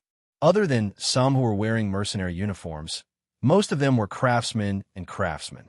The kingdom of magical beasts had the largest land and the most abundant resources in the Noah continent. There were countless job opportunities there. A craftsman could earn 5 times more in a year in the kingdom of magical beasts. This attracted countless humans. Their eyes were filled with hope for their future. The cabin was hot and stuffy. There was a suffocating smell in the air. This was a cabin for commoners. "It's too smelly here," but Sarah frowned. Her small white hand covered her nose. Rainey said, "We don't have any seats either." Ron looked around. His gaze landed on the stairs at the side. "Let's go to the cabin on the second floor. The environment there might be better. Will be expensive there." But Sarah was a little worried about the money. "So be it. It's better than staying here," Ron said helplessly. Ron and the rest went through. When they were about to go upstairs, they were stopped by a bearded human crew member. "Sir, you can't go up." Ron turned around in shock. "Why?" The bearded crew member said politely, "I'm sorry, sir. It's full." "You're lying." That crew member's lie was exposed by Rainey. "I saw a few people go up just now. Why was it full when we went up?" The bearded crew member smiled. He had no choice but to tell them the truth. "All right, the cabins above the second floor are not full. However, I want to tell you that those people just now were not humans. They were magical beasts that had transformed into humans." A look of displeasure flashed across Ron's face. He vaguely guessed something. He raised his eyebrows and said, "So what?" "Nothing much." The bearded crew member changed into a smile. His smile was full of mockery. "The cabins above the second floor are specially for the use of the noble races. Magical beasts and orcs can go up. As for humans?" Once Rainey heard that, she was furious. She retorted, "So what if they're humans? Aren't you a human?" Rainey's voice was very loud, and in a short while, she attracted everyone's attention. Those humans' gazes were filled with a hint of surprise as they read the full text of Shun Nung's evil life. Being scolded by a little girl, the bearded crew member's face turned ugly. He straightened his face. "I don't want to say so much to you. Anyway, no means no. If you're unhappy, take the chance before the ship departs. Go down earlier." Rainey's face flushed red. She was so angry that she couldn't say a word. The ship belonged to someone else. It was her freedom to fall in love with him. Just thinking about it made her angry. But Sarah immediately pulled Rainey, indicating for her not to be rash. Rainey rolled her eyes and turned to pull Kay over. "This guy's a magical beast. He can go up, right? He's a magical beast?" Looking at Kay, who was a head taller than him, the bearded crew member's eyes became serious. "Please place your hand on this protruding, colorful stone." Kay did as she was told. Not long after, the colorful stone emitted a colorful glow. "It really is a magical beast." Everyone was shocked. That colorful stone was a device that could detect a magical beast's true identity. That colorful glow happened to verify Kay's identity. She didn't need to transform to prove herself. Once the bearded crew member saw it, his attitude changed 180 degrees. He bowed deeply. "So it's a magical beast. This way, please. There are plenty of rooms on the second floor." Rainey proudly said, "I was right. He's a magical beast. If that's the case, we can go up, right?" Before she could finish her sentence, she lifted her leg and was about to go up. However, the bearded man extended his hand to stop her. "I'm sorry. Of course, a magical beast can go up. You guys can't." Rainey was stunned. "Why? He's our friend." The bearded crew member shook his head. No. You humans will disturb other magical beasts. We have to think of other distinguished guests." Without a choice, Kate could only say, "If that's the case, I won't go up. I'll stay here with you guys." What a killjoy! Rainey stomped her feet angrily and dashed out like a gust of wind. Kay had no choice but to catch up with her. "TSK, you guys really think you're a high-class race." When they were leaving, Ron seemed to have heard this sentence. He frowned and turned back to look, but he didn't know who said it. Those humans were squeezed together like sardines, looking at him with a gloating expression. Ron's gaze swept across, and he was surprised to find that there were people with big splashes and great magicians among them. These distinguished occupations were like commoners, squeezed in the suffocating cabin. Even if they were wearing gorgeous clothes, They didn't have their usual elegant demeanor. Seeing this, Ron's heart trembled. He was worried about his future trip to the kingdom of magical beasts. That place was probably a world with a strict hierarchy. Let's set sail.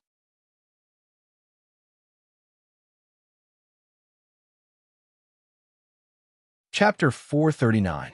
Date: November 22 in Duran, and the rest came to the deck to take a breather and look at the vast sea.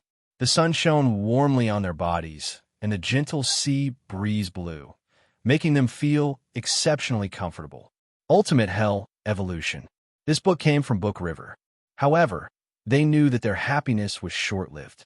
There were strong winds and waves on the deck, and there was even a storm at night. Sooner or later, they would have to return to the tight and suffocating cabin. The huge, three-masted ship had 5 levels. The second to fourth levels were occupied by high-ranking races, such as magical beasts and orcs. Only the first level was occupied by humans. Rainey could clearly see that there were many empty rooms on the top 4 levels. No one was staying on the top level, but unfortunately, they were not allowed to go up. So suffocating. Rainey was indignant. Why can the magical beasts stay on top while we humans can only stay on the bottom? Even if we have money, they won't let us stay. This is so unfair. As she spoke, she glared fiercely at Kay. Needless to say, those words were directed at her. After being rejected by Big Beard, Rainey vented all her anger on Kay. Kay felt wronged.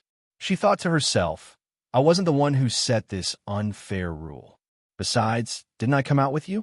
However, Kay knew that in the current situation, keeping her mouth shut was the best choice. Many humans also walked out of the cabin and came to the deck.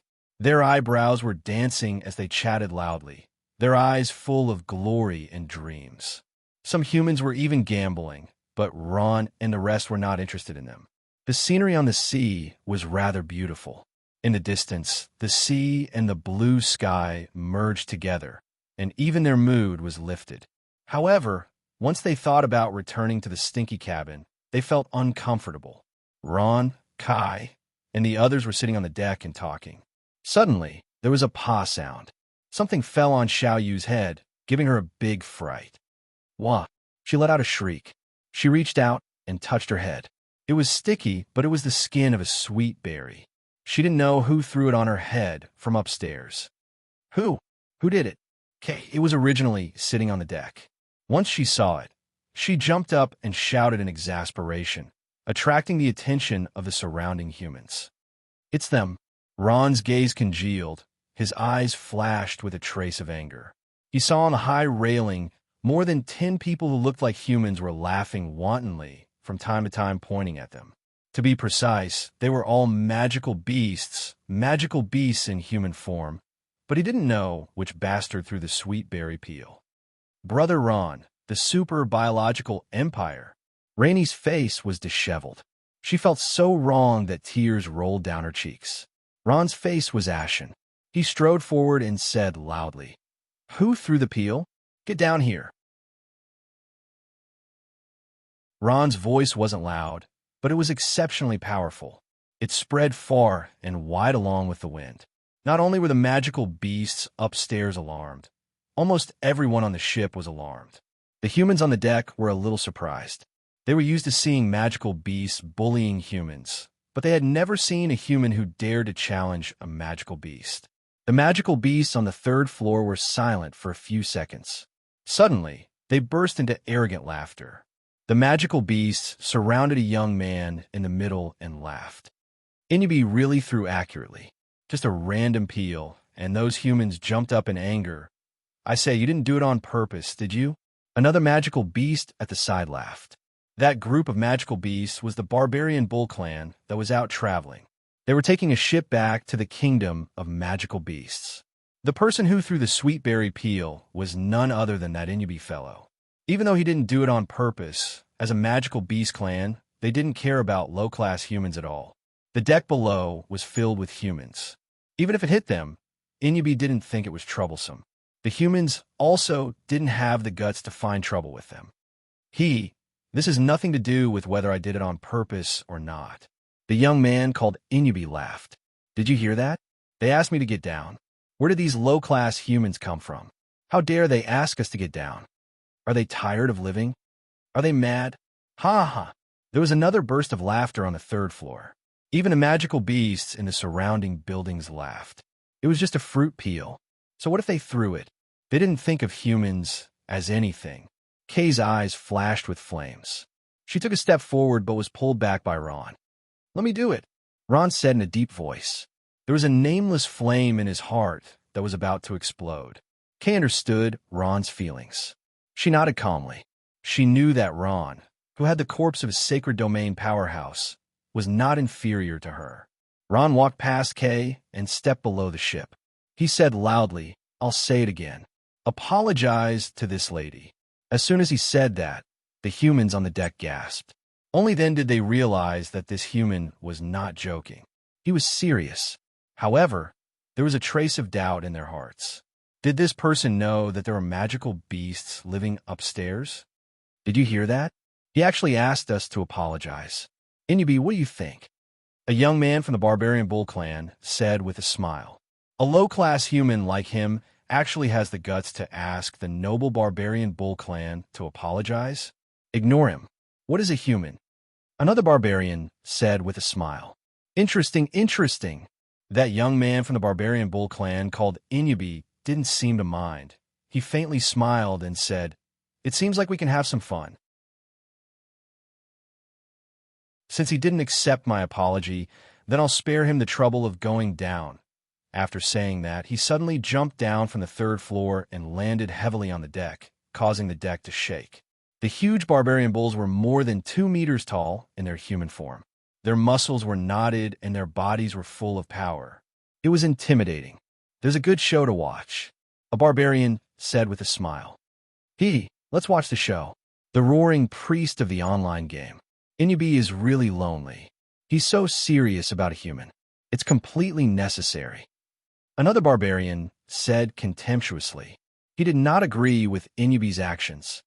"You're wrong. It's necessary to teach a human who doesn't know the immensity of heaven and earth a lesson." Another barbarian said with a smile. It's a lonely journey anyway. Just treat it as a distraction. This human kid is really bold. Doesn't he know that there are magical beasts living here?" A barbarian said with a smile. The Barbarian Bull clan's Inubi walked towards Ron in large strides. His heavy footsteps seemed to be stepping on people's hearts. The surrounding humans unconsciously opened up a path for him, their eyes filled with fear. They simply didn't dare to meet Inubi's gaze. "Is this kid looking for death?" A human whispered. "He actually dares to provoke magical beasts? Is he tired of living?" Another human gloated. "This kid is very young. I'm afraid he hasn't seen much of the world." A human elder shook his head and sighed. He looked at Ron with eyes full of pity.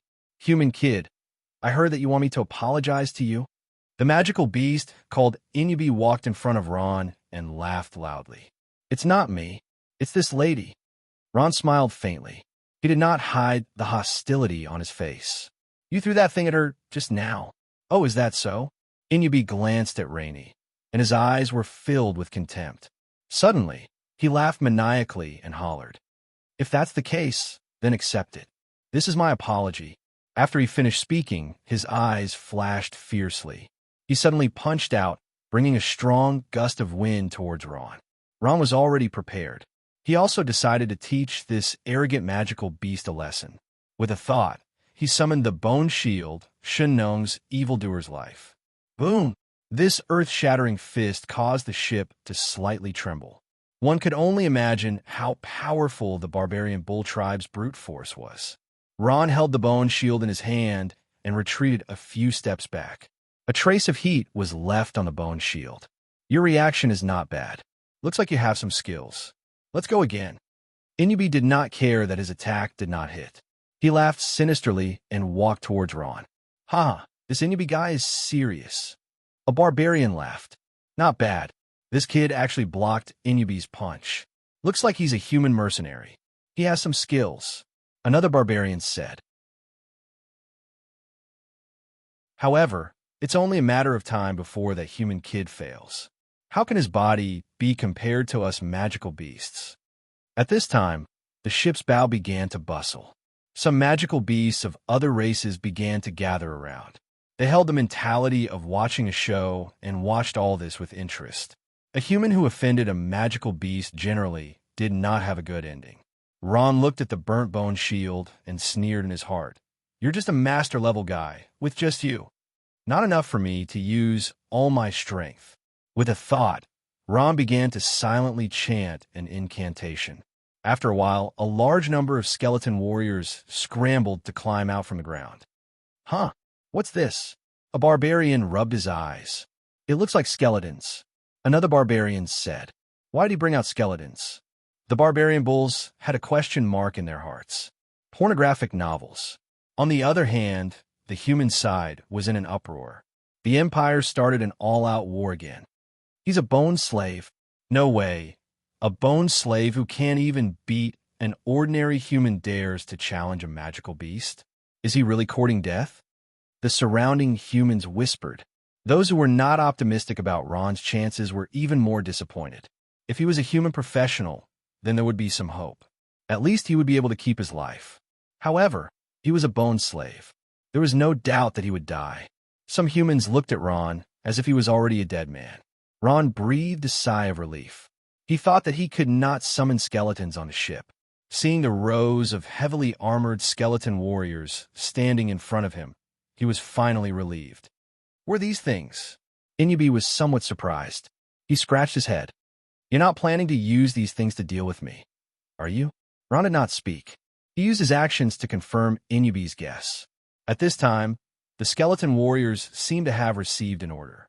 Their eyes glowed with a green light, and they rushed towards Inubi. Die! Inubi's eyes flashed. He punched the nearest skeleton hero, his flaming fist smashing into the skeleton hero. At this time, the skeleton warrior lowered its body and went into a defensive posture. It placed its huge shield in front of its body and blocked Inubi's attack. What? Inubi was shocked. The rebound force from the other side was far beyond his expectations. At this time, the skeleton warrior's axe came towards Inubi.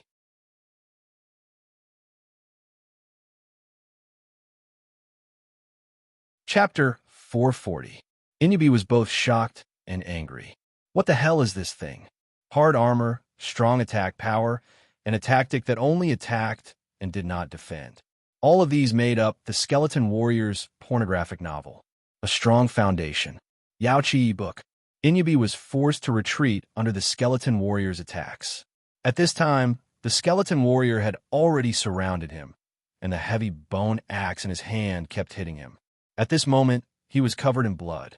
Oh my God, is this still a bone slave? Are my eyes playing tricks on me? A human rubbed his eyes, which were full of disbelief. He was a craftsman from the lowest rung of society and had come into contact with necromancers, who were also bone slaves. In his eyes, those bone slaves were just lowly existences. However, the scene in front of him overturned his view of the world. He saw those slow-moving and weak skeletons become extremely strong. Under the siege of these skeletons, the magical beast was forced to retreat. Roar! Under the heavy pressure of the opponent, Inubi finally changed into his original form. His original form was a huge bull that weighed a ton. His entire body was covered in a green, iron-like armor that shone brightly under the sun. Inubi roared, and the huge bull lowered his head and rammed into the skeleton warrior like an armored car. Inubi is finally serious. On the railing of the third floor, his companion, who is also from the barbarian bull clan, chuckled. This human really has some skill. He actually beat Inubi to the point of revealing his true form. A barbarian bull clansman beside him said, but he's not far from death. Another bull said with a smile. These people's eyes were full of anticipation. They were waiting to see the human get beaten to a pulp by Inubi. Becerra could not help but worry. Ron, will he be okay? Kay, do you want to help him? Kay smiled slightly. Sis, don't worry. This bull's strength is not enough to trouble Big Brother Ron. Rainey said angrily. We must teach this guy a lesson. Did he transform? Facing the powerful bull, Ron sneered in his heart. He did not panic and casually cast a necromancy spell. Plague. A large amount of green gas erupted from the skeleton hero's body. This gas was extremely toxic, and as soon as it came into contact with a wound, it would seep into the enemy's bloodstream, causing them to feel dizzy and weak. After transforming into a bull, Inubi's strength had increased greatly. At this moment, his strength had increased from an 8th rank magical beast to a 9th rank magical beast, which corresponded to the high rank of a human. He was only one step away from entering the realm of a master. The barbarian bulls, with their powerful bodies and tough skin, had a great advantage in the beginning. Even the heavily armored skeleton hero was sent flying by the barbarian bulls. However, there were simply too many skeleton warriors. No matter how hard Inubi tried, he couldn't break out of their encirclement. Instead, the encirclement was shrinking. Damn it, what the hell are these guys? Why was he so difficult to deal with? It's as if I can't beat him down no matter what. At this moment, Inubi was surrounded by dozens of skeleton warriors. Countless axes were swinging at him, and it didn't take long for him to be covered in wounds. Coupled with the corrosion of the plague, he felt dizzy. Not good. This green gas is toxic. At this time, Inubi suddenly sobered up. He roared and lowered his head, using all his strength to rush out. War Trample. Relying on his powerful attack power, the skeleton warriors were either killed or injured, and some were sent flying. He finally managed to open a bloody path. After breaking out of the encirclement, Inubi's body was extremely weak. Corroded by the plague, he almost couldn't stand steadily. But in the next moment, something even more terrifying happened. The bone-like thing in the human's hand casually waved a few times, and those skeletons that had been sent flying stood up once more. They brandished huge shields and heavy axes, looking even more powerful. Inubi was both shocked and angry. As a magical beast of the 9th rank, he had never encountered such a strange human. He hadn't even made a move, but he was already at his limit. "Human, who the hell are you?" Inubi gasped for breath as he asked. Ron smiled. "Who I am is not important.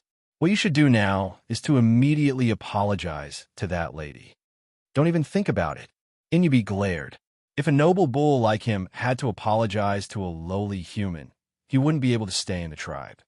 Heavens, who the hell is this guy? Where are those skeletons? How can they be so powerful?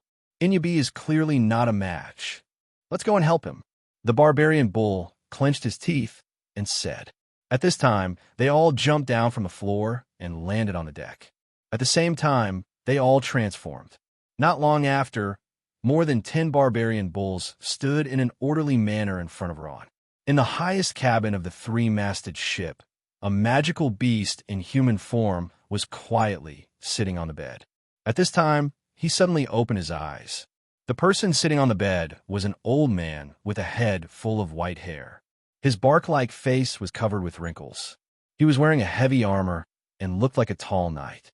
He was tall and sturdy with a bare waist and a tiger back, which didn't match his age. At this time, another magical beast in human form pushed open the door and came in. He was a middle-aged man and was also the personal bodyguard of this old man. "Omir, what happened outside?" the tall and sturdy old man asked. Omir walked in and deeply bowed to the person on the bed. He looked very respectful. "Sir, a human and a magical beast are fighting outside." The young man called Omir said, "Magical beast? Human?" The old man frowned. What kind of human has the courage to be so big? Don't they know that they have to abide by the rules set by the magical beast? The old man raised his voice. There was a trace of dissatisfaction in his voice. Sir, it seems that those fellows have offended that human." Omir's position was still fair, and he explained the situation. The old man's frown deepened. "Isn't this a small matter? Besides, with such a weak strength, we magical beasts should consider it good that we didn't find trouble with him. What right does he have to make a move against us magical beasts?" The old man's tone was very displeased. His words were full of favoritism towards the magical beasts. In his view, this was a world where the strong preyed on the weak. A weak race like the human race deserved to be bullied. The strong won everything, and the weak had no dignity. This was the consensus of the magical beasts. The middle-aged man's face was a little embarrassed. Sir, now it's that human who has defeated the magical beast. What? Defeated? A human actually defeated a magical beast? What kind of strength does he have? The old man was a little surprised. He thought for a moment and suddenly stood up. Let's go and see. At this time, there was a clatter on the deck. The heavy bodies of the barbaric bulls, including Inyabi, were sent flying and crashed heavily onto the deck. A tall knight was patrolling the area, holding a huge demonic curved sword in his hand. None of the barbaric bulls were a match for him. Even the armored barbaric bulls that had transformed into level 10 magical beasts were sent flying by his huge and heavy body. The Terror Knight was currently the strongest undead creature Ron could summon. Due to the increase in the power of Ron's soul, its strength had become even stronger. That's... The old man's eyes widened in disbelief. An undead creature? An undead creature? These skeletons are undead creatures? Omir was shocked. His gaze fell on the Terror Knight, and he muttered, "This big guy's strength is not simple." The old man took a deep breath. I know who that guy is. If I'm not wrong, he's the Ron that the council has issued a kill order. Ron? He's Ron, the human who practices evil undead magic? Omir was obviously shocked. Isn't he being hunted by the council? He actually has the guts to escape to the kingdom of Warcraft? Huh. The old man laughed. His gaze swept over Ron, carefully sizing him up. Does he look like he's fleeing? It's obvious that he's traveling. It seems that he doesn't care about the council's decision at all. The old man's mouth twitched a few times. I have to say that this kid is quite capable. The Holy See was chasing him, but he was lucky enough to escape. Later on, he fled to the Orc Empire and was pursued by a sacred domain powerhouse of the Holy See, but was stopped by Ligia. Omir was shocked. Ligia? He actually intervened in this matter. He paused for a moment before continuing. Also, I received a letter from Undine. In the letter, she hopes that I can let this kid go. Omir took a deep breath. This human, who was regarded as a heretic by the council, was actually protected by Ligia and Undine. Things were starting to get a little tricky. The old man nodded and smiled. That's why I said this kid is quite capable. Omir took a deep breath. My lord, what do you plan to do? Let it go just like that? Ligia, Undine. The old man laughed coldly. If this was the territory of the orcs and elves, it wouldn't be good for me to fall out with them. But this is the territory of the kingdom of Warcraft. The old man laughed sinisterly. It's none of his business. Omir's expression became serious. My lord, do you plan to do it yourself? The old man nodded. Ron has the support of those two, and things have become a little complicated. Now it seems that only if I do it myself can I minimize the trouble in the future. To be able to talk to Ligia and Undine as equals, the old man's identity was obvious. Only he, who is also a powerhouse of the Divine Realm, had the qualifications to challenge the other two powerhouses of the Divine Realm. As long as he did it himself, Ligia and Undine would not be able to say anything in the territory of the Warcraft. Omir quietly watched the battle in the field, and at this time he could not help but say, My lord, he's just a human child. Even if his strength is a little strange, why do you have to lower yourself to do it yourself? You don't understand. Before Omir could finish, the old man had already interrupted him. He glanced at Omir and smiled. You also think that I'm chasing him to take revenge on Wharton, the powerhouse of the sacred domain who sided with me, right? Isn't that the case? Omir was a little stunned. Who does that guy think he is? The old man smiled coldly. That's because Omir felt that his brain could not wrap itself around the situation. The old man quietly looked at Ron on the deck. That kid's identity and background are not simple, and the force behind his strange power is not simple either.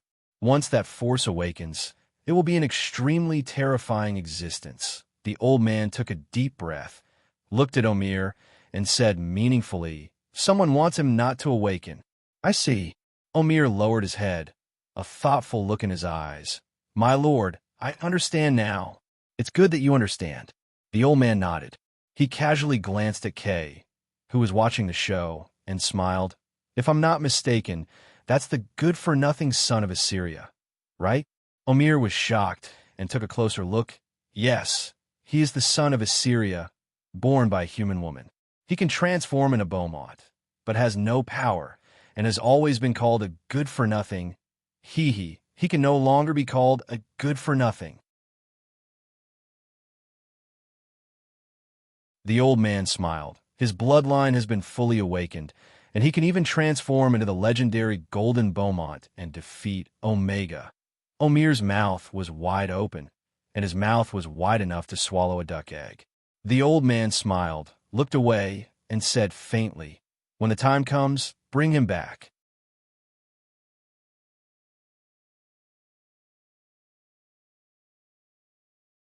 Chapter 441. Boom! With a loud sound, a large hole was smashed in the deck. The Terror Knight's heavy steel blade slashed down, and one of the barbarian bulls immediately knelt down.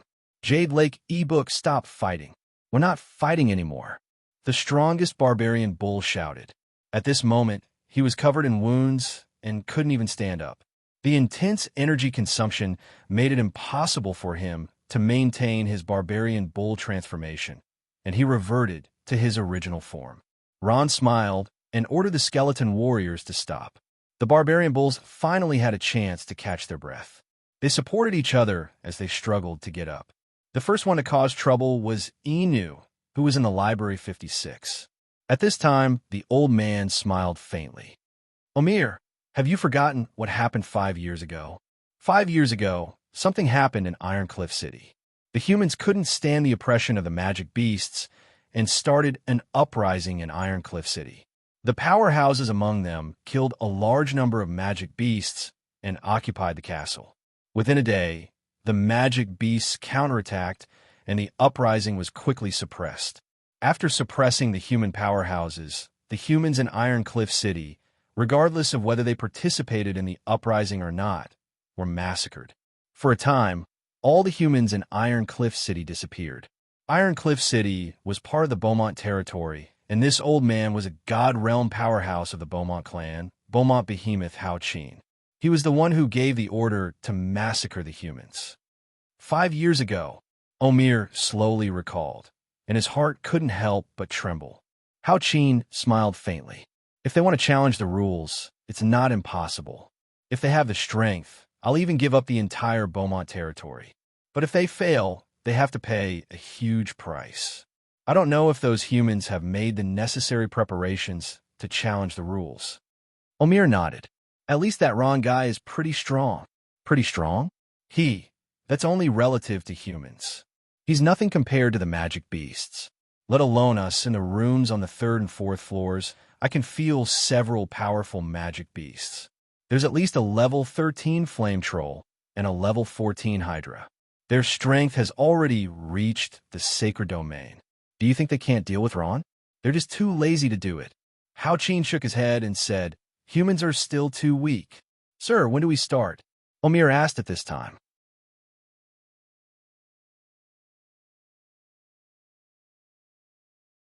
Chapter 442. The three-masted ship sailed on the endless ocean for a few days before it finally reached the shore. Ron and the rest got off the ship and walked into the bustling harbor. Novel-ranking Ron stepped onto an unfamiliar land, his face blank. Everywhere he looked, there were humans. This is the kingdom of magical beasts. Rainey looked around curiously. Why are there people everywhere? Kay smiled and said, "I said before that humans make up the majority of the population in the kingdom of magical beasts. However, you're wrong to say that it's all humans. Look, aren't those magical beasts?" Rainey and Ron followed Kay's finger and indeed found a few magical beasts. These magical beasts looked different from humans. They had horns on their heads, and their dark bodies were covered with black scales. They looked different from normal humans.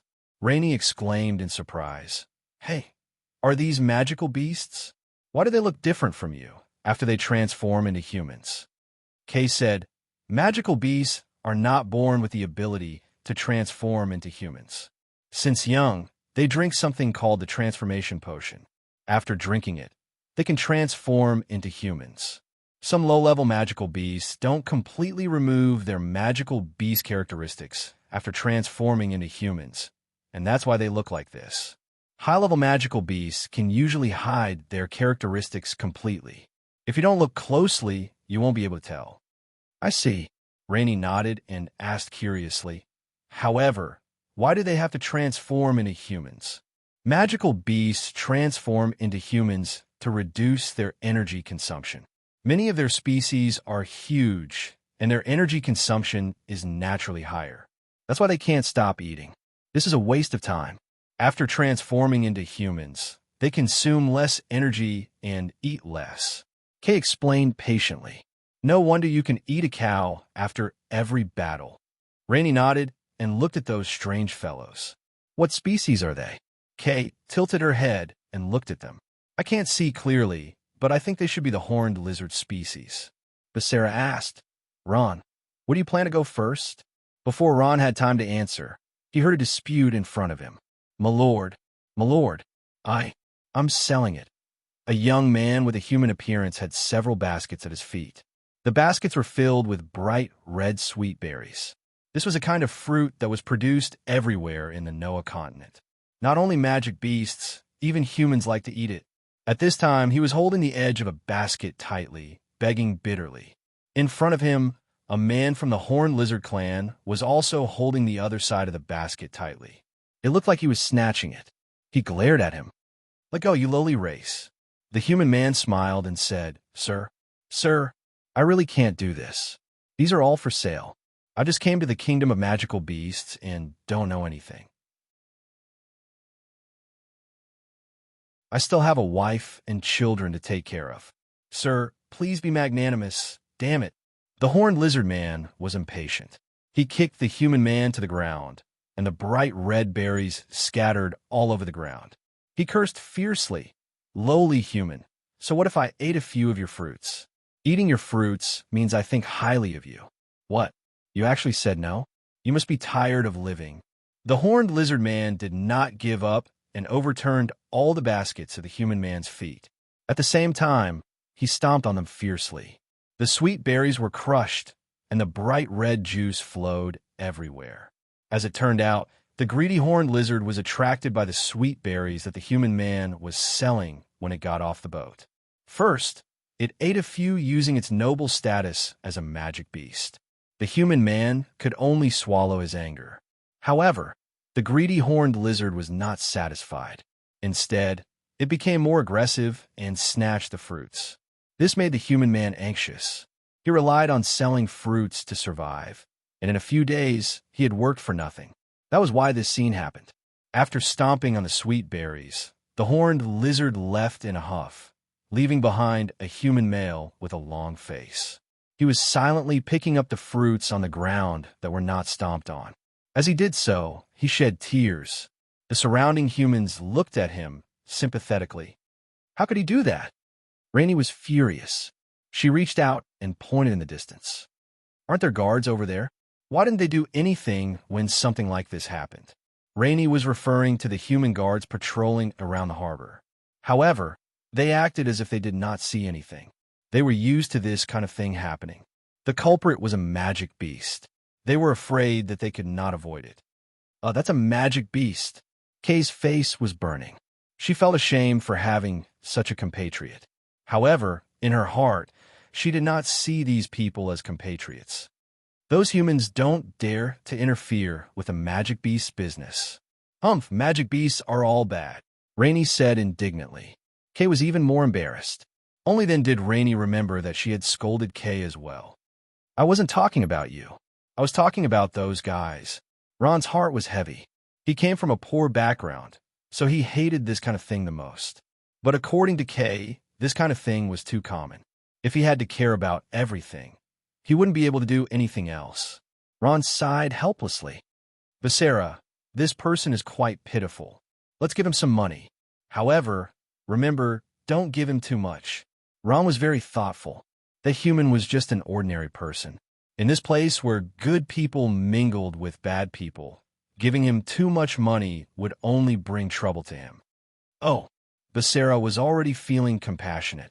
After getting Ron's permission, She took out a few gold coins from her space bag and handed it over.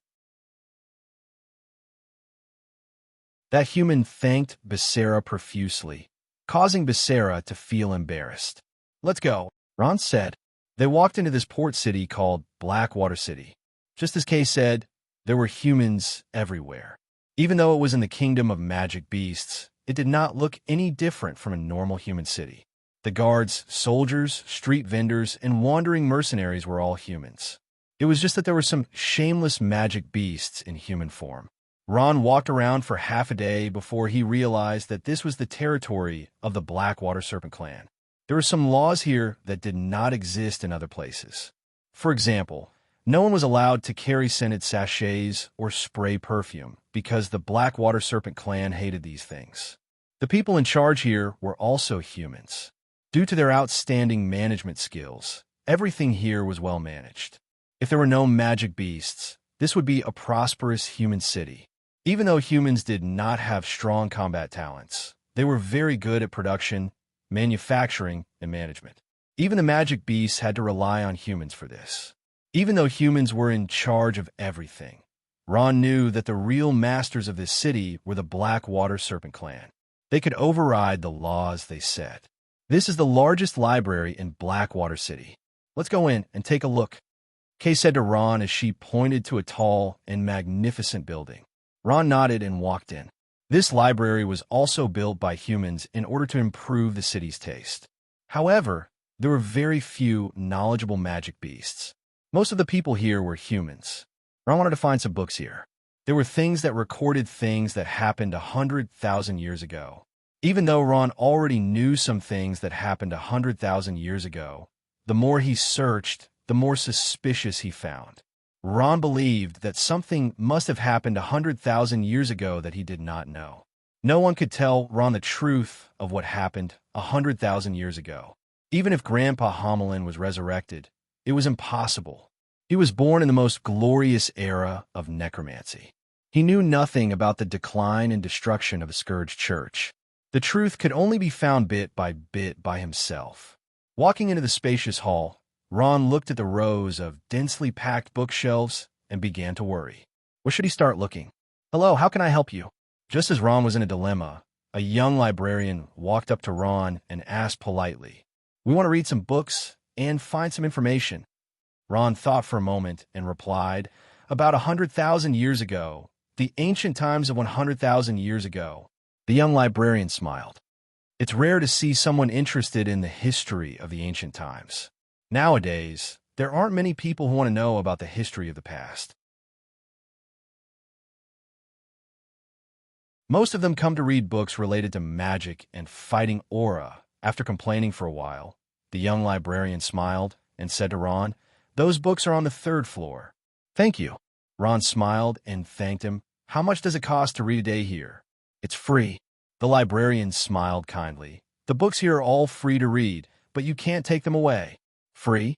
Ron was a little surprised. It seemed that the academic atmosphere here was very strong. Anyone could come in and read.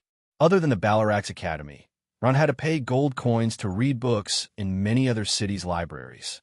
It was calculated by the number of days, and some of the prices were not cheap. This alone had become an obstacle for many commoners to improve their strength. In the kingdom of magical beasts ruled everything. Human magic and fighting aura were not valued at all, and they could not threaten the status of magical beasts. Therefore, all the libraries here were free of charge. "It seems that we will have to stay here for many days. I hope this trip will be fruitful." Ron smiled and said. He took a book from the shelf. Becerra, Rainey, and Kay also took a book from the shelf and placed it on the table, flipping through it page by page.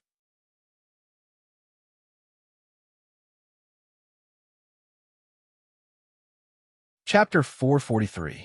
The library here was too comprehensive. It was believed that it was the books that the early humans had brought with them when they migrated to the continent of Warcraft.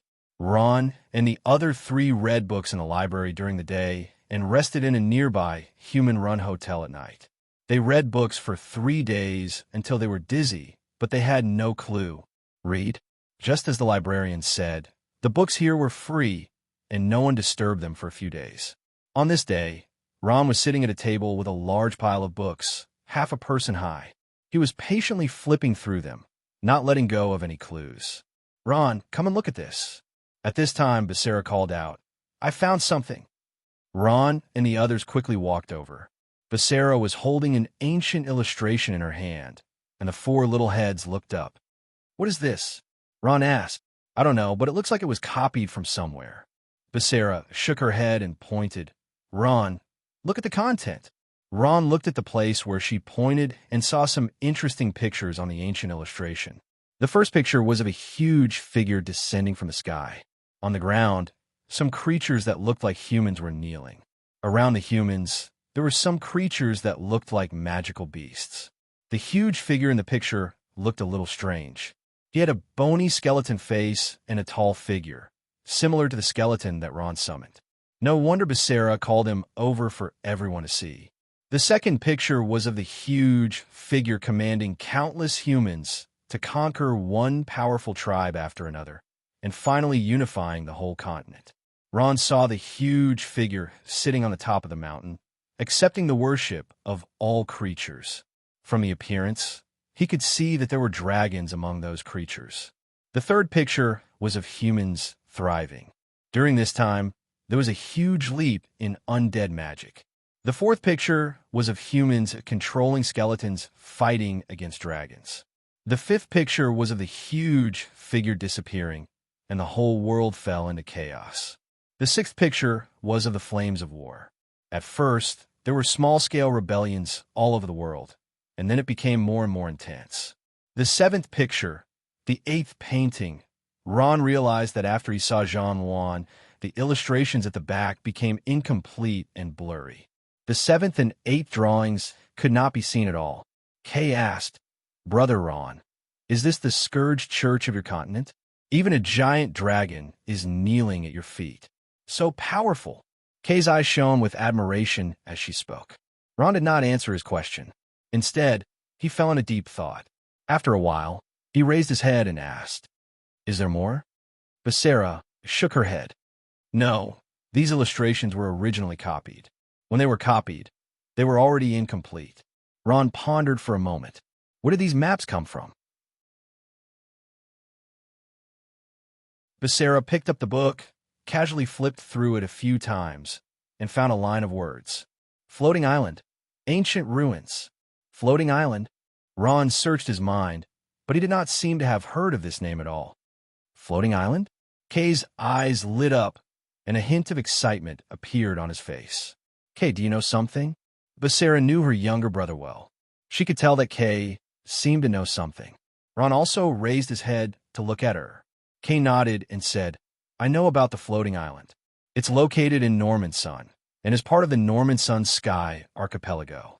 This island is submerged under the water for half a year and only rises from the sea for a short period of time."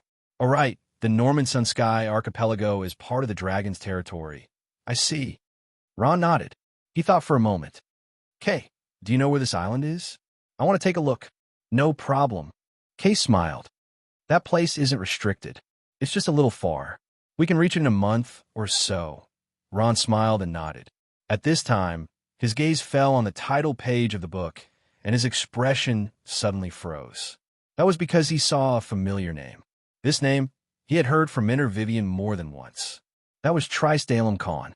This book was written by him, but this book was very old, and the cover of the book was already gone. After knowing the author of this book, Ron was even more determined to go to the floating island, ancient ruins. He wanted to find out what was going on. Ron and the other three left Blackwater City and headed east. Their goal was the floating island, the location of the ancient ruins. Crash, crash. A huge roar resounded through the sky. This was the famous Nigger waterfall in the continent of magical beasts. It spanned hundreds of meters across the mountains, and the water splashed dozens of feet high. "Let's rest here tonight," Ron said. Everyone agreed and took out things from their space bags to start packing. This was not the first time they had camped in the wild. Doing this was a walk in the park. "I'll go get some firewood," Kay said, and then ran off into the distance. Becerra was preparing the ingredients for cooking while Rainey and Ron went to set up the tent. They were destined to spend the night here. Rainey and Ron worked together to set up the tent. Ron straightened up and was about to heave a sigh of relief when Becerra ran over in a panic. "Oh no, Ron, something happened to Kay." "What?" Ron was shocked. He immediately left Rainey and ran towards Kay. On a mountain out of the blue, Kay was in a standoff with a tall and mysterious elder. Kay's eyes were full of seriousness, and her body was emitting a strong aura. The elder opposite her, on the other hand, had a relaxed expression. This elder was Hao Qin, the head of the Beaumont family. He was also the deputy chairman of the council and a god-level martial artist. "I didn't expect you to come, Grandpa." Kay's face was calm. She did not feel close to this grandfather in the family. She only had a deep hatred for him. Ever since she was young, this grandfather had never really cared about her, even when she was bullied by the Beaumont family. The corner of Hao Qin's mouth twitched a few times, revealing a smile. "Hey, my dearest grandson. Haha, I remember the last time we met. You were still a child. I didn't expect you to grow so big in the blink of an eye." "Grandson?" Kay sneered. "Grandpa, do you really think I'm your grandson? Ever since I was young, you so-called family members have only treated me as a useless person. How is it? I think Omega has already told you everything, right? That's why you came to find me?" Hao Qin smiled slightly and shook his head. "Kay, no matter how you deny it, Beaumont's blood flows in your body. This is something that cannot be changed." Kay sneered and did not say anything. Hao Qin paused. "I admit that I didn't care enough about you in the past, causing you to have a deep prejudice against me. However, I didn't expect you to have the most noble golden bloodline of the Beaumont family in your body. Okay, I'm indeed here to bring you back. With the golden bloodline, you are the strongest warrior of the Beaumont family. You are an outstanding descendant of the Beaumont family. I'm not going back." Kay's eyes showed intense anger. "I will never go back to that inhumane Beaumont family. Grandpa, let me tell you, I will never forget how my brother died. It was because he was a human. When he was just born, he was thrown to his death by his father. Haha, if I wasn't born as a Beaumont, I'm afraid I would have ended up like him. Right?" Kay clenched her fists and gritted her teeth. "You have no humanity at all. What you want is the best descendant. Let me tell you, I will never go back to that kind of place." Hao Qin did not show any dissatisfaction towards Kay's strong resistance. He smiled and patiently said, "Kay, we are the noble Beaumont family. We are not lowly humans. Where's humanity?" He smiled. "Besides, survival of the fittest is the law of nature. Those humans who are destined to be inferior at birth are useless to us Beaumont family. They will only add to the shame. Death is the best ending for them." You. Kay was so angry that her whole body trembled. She did not expect Hao Qin to make such a shameless theory sound so dignified. In the family, no one felt it more deeply than her. She, who was weak, had always been bullied. That was a family that only followed strength. There was no kinship in this family. Finally, Kay's anger rose to the extreme. She shouted, and her body began to transform rapidly. At the same time, she punched out. Kay made her move. Her opponent was her grandpa, the strongest person in the Beaumont family. Boom! The earth shook and the mountains shook. A powerful force exploded. Smoke and dust rose from the ground. In the fog, an intense golden light was extremely dazzling. At this time, Kay had already flown 10 feet above the ground and was floating quietly. At this time, she had transformed into a golden Beaumont. Her ferocious face was full of hatred. Hao Qin still maintained his human form. After receiving Kay's punch, his expression did not show any discomfort. At this time, Hao Qin was also floating quietly in the air. Looking at Kay, who had transformed into a golden Beaumont, her eyes were full of excitement. Golden Beaumont. That's right. It's really a golden Beaumont. The legendary golden Beaumont. Hao Qin barely suppressed his excitement. Taking a deep breath, he said, "Kay, come back with me. Let's forget the past misunderstandings. If you are willing, I can punish those people that you don't like. With your excellent golden bloodline, you are definitely qualified to inherit the Beaumont family. In the near future, all of this will be yours. No, never, Kay said loudly. Stop dreaming. Even if you are my father, you can't force me, let alone my grandfather. I'll tell you the truth. I'd rather die outside than return to the Beaumont family. Hao Qin snorted. His eyes flashed fiercely. Kay, this is not up to you. Even if you are willing or not, you don't have any choice today. Then let's try. Kay's eyes were burning with fighting spirit. Her body shone with a golden light. It was as if a golden fist had materialized, shining with golden light. In the face of the Beaumont family's strongest person, she was getting closer and closer to him. He had no way out. He could only fight. Kay. At this time, Ron, Becerra, and Rainey had already arrived. When they saw the scene before them, they were shocked and shouted loudly. Kay saw Ron. On second thought, her heart sank. She hurriedly shouted, Ron, don't come over.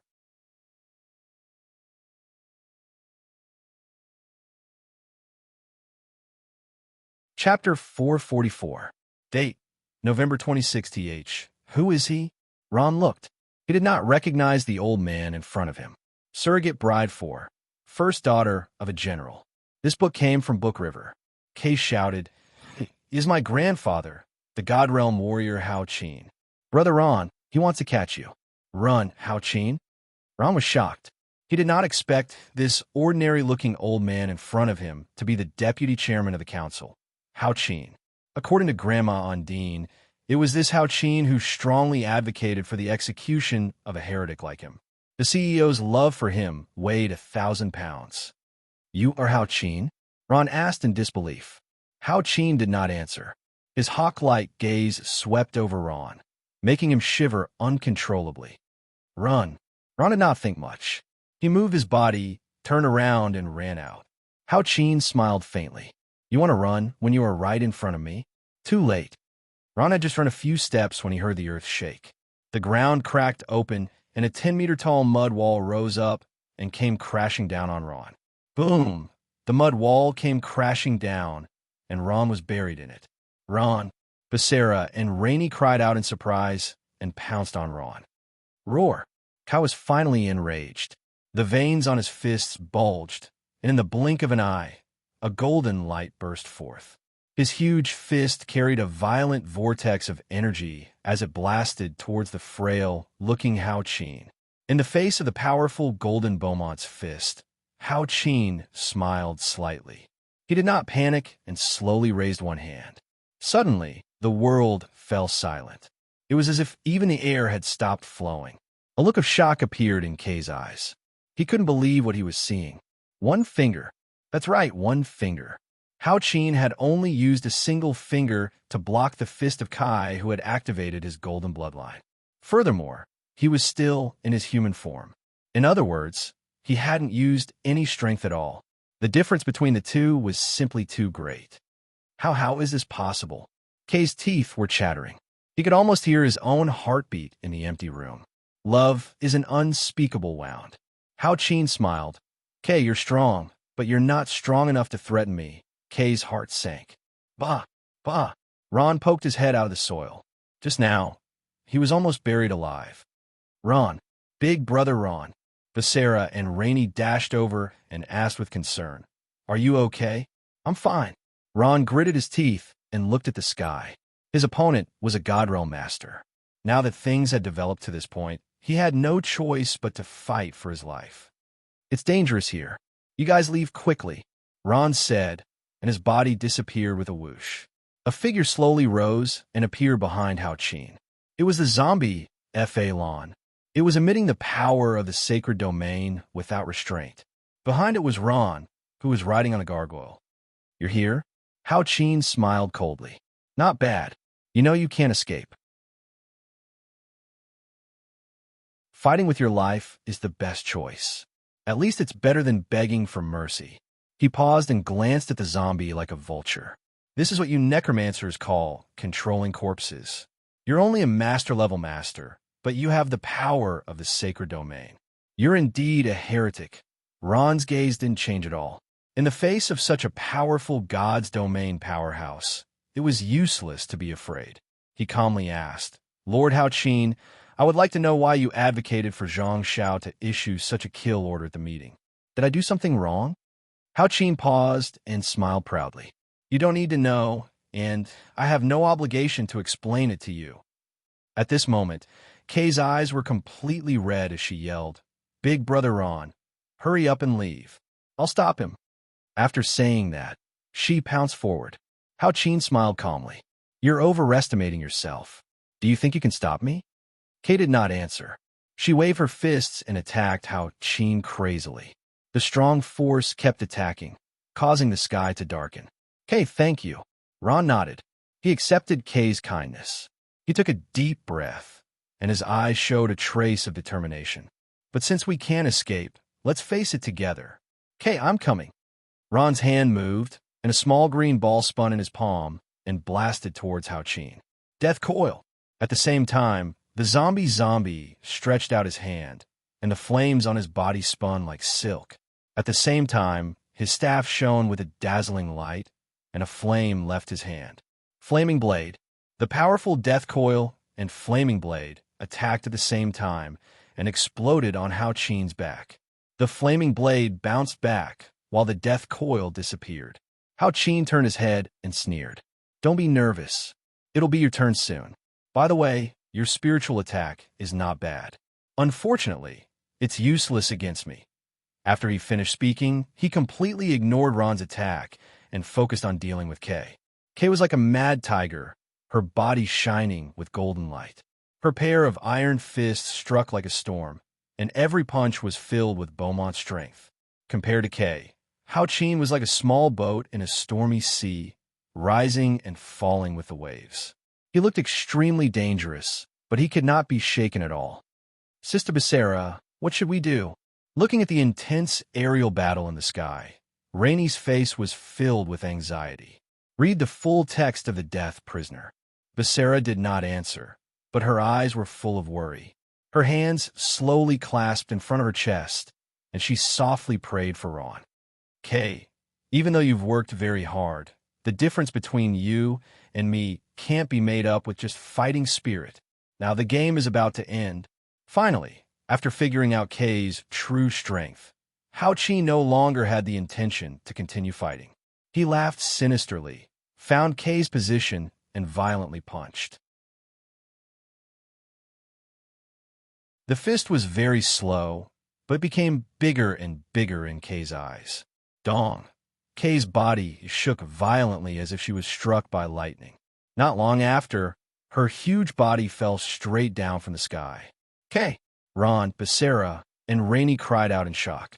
Ron's reaction was the fastest.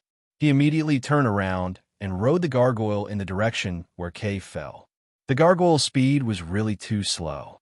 No matter how fast Ron increased his speed, he could not catch up with Kay's falling speed. Bang! His huge golden Beaumont body crashed into the mountain like a cannonball, making a loud boom. At the same time, it slid down the mountain wall until it reached the side of the Nigger waterfall.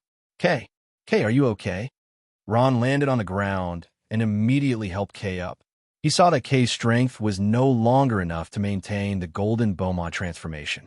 She directly turned back into a human. At that moment, her face was as white as a sheet of gold, and she was only breathing weakly. She had long fainted. This bastard, he actually didn't even let his own grandson off, Ron cursed harshly. When he turned around, his body suddenly froze. In front of him stood a tall figure who was pampered by a wealthy family. Wife, I only love you. Big ending. He saw that Hao Qin had unknowingly stood in front of him, his cold gaze constantly sweeping over him. The spiritual corpse that Ron had painstakingly refined, F.A. Lon, who had the strength of a sacred domain, had already turned into a pile of minced meat behind Hao Qin. In just an instant, the spiritual corpse F.A. Lon had been defeated. Suddenly, Ron's heart felt as if it had fallen into an ice cellar. His body also trembled from fear. He finally knew that he had met a godlike opponent. No matter how hard he struggled, begged for mercy, or resisted with all his might, he could not avoid the fate of defeat. There was only one path in front of Ron, and that was death. There was no other choice. Heavens, why did I have to meet such a powerful opponent? Heavens! Can you tell me why? Ron's heart was dripping blood. His nails dug deep into his flesh. Facing the undefeatable Hao Qin, Ron's eyes were filled with intense resentment. Hao Qin's expression was still indifferent. He expressionlessly looked at Ron and calmly said, "Ron, rest in peace. I can't tell you too much. I can only say that the power you chose was a mistake. And this mistake is irreparable." After he finished speaking, he reached out and tapped Ron's forehead lightly. Bang! Ron's body seemed to have been struck by lightning. He fell to the ground and twitched violently a few times. His raised hand suddenly fell down, and he stopped moving. "Ron!" Basara screamed at the top of her lungs. Her body rushed out with all her might, but she was firmly held back by Rainey. Rainey's eyes were red, but she clenched her teeth and tried not to cry out loud. She knew how scary that elder was. That was why she held on to Basara and did not let her die. She did not want to be entangled with the blood-sucking demon. Phew! Hao Qin sighed softly. He quietly looked at the sky and closed his eyes, feeling the humidity brought about by the Nigger waterfall. What a comfortable wind. All of this is over. The power of the dead spirits will never be reborn in this plane. After a while, Hao Qin opened his eyes. He gently lifted Ron and casually threw him away. Ron's body flew up unconsciously and fell down the Nigger waterfall, which was hundreds of feet high. Plop! Ron's body fell into the turbulent lake, creating a few waves. In the blink of an eye, he was swept to the bottom of the lake by the whirlpool. Hao Qin quietly watched Ron's body disappear until he was sure that he was dead. Then, he turned around and picked up the pornographic novel. The unconscious Kay glanced around and saw Basara and Rainey on the other side. She smiled slightly and disappeared with a swoosh. Basara and Rainey jumped in fright. Their bodies kept shrinking back, and their bodies were trembling in fear. Their eyes were filled with extreme fear. Hao Qin appeared in front of them in an instant. His cold gaze was sizing them up. "You two can go. I don't kill humans who have no combat ability." After a while, Hao Qin finally spoke. He lifted Kay with one hand and flew up. In the blink of an eye, they had disappeared into the distance. Ron! Basara came back to her senses and flew towards the Nigger waterfall. All she could hear was the sound of water rumbling by the waterfall. There was no sign of Ron anywhere. Brother Ron! Tears fell from Rainey's eyes. Kay was taken away, but Ron was dead forever.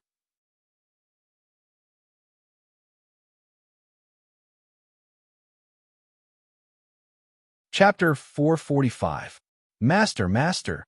In an unknown dimension, an old woman was running at full speed and pushed open the door to the room at the end of the corridor. Pornographic novels. Master. This old woman was Mary, the lady boss of that mysterious store. At this moment, her face was full of anxiety. The middle-aged man who was taking a nap was startled awake. When he saw who it was, he was stunned and said, "Mary, it's you. What happened? Why are you in such a hurry?" Reporting to Master, bad news. Mary was older to begin with, and the rapid running made her breathless. She panted and said, "Master, it's not good. Ron is dead." "Ron? What Ron?"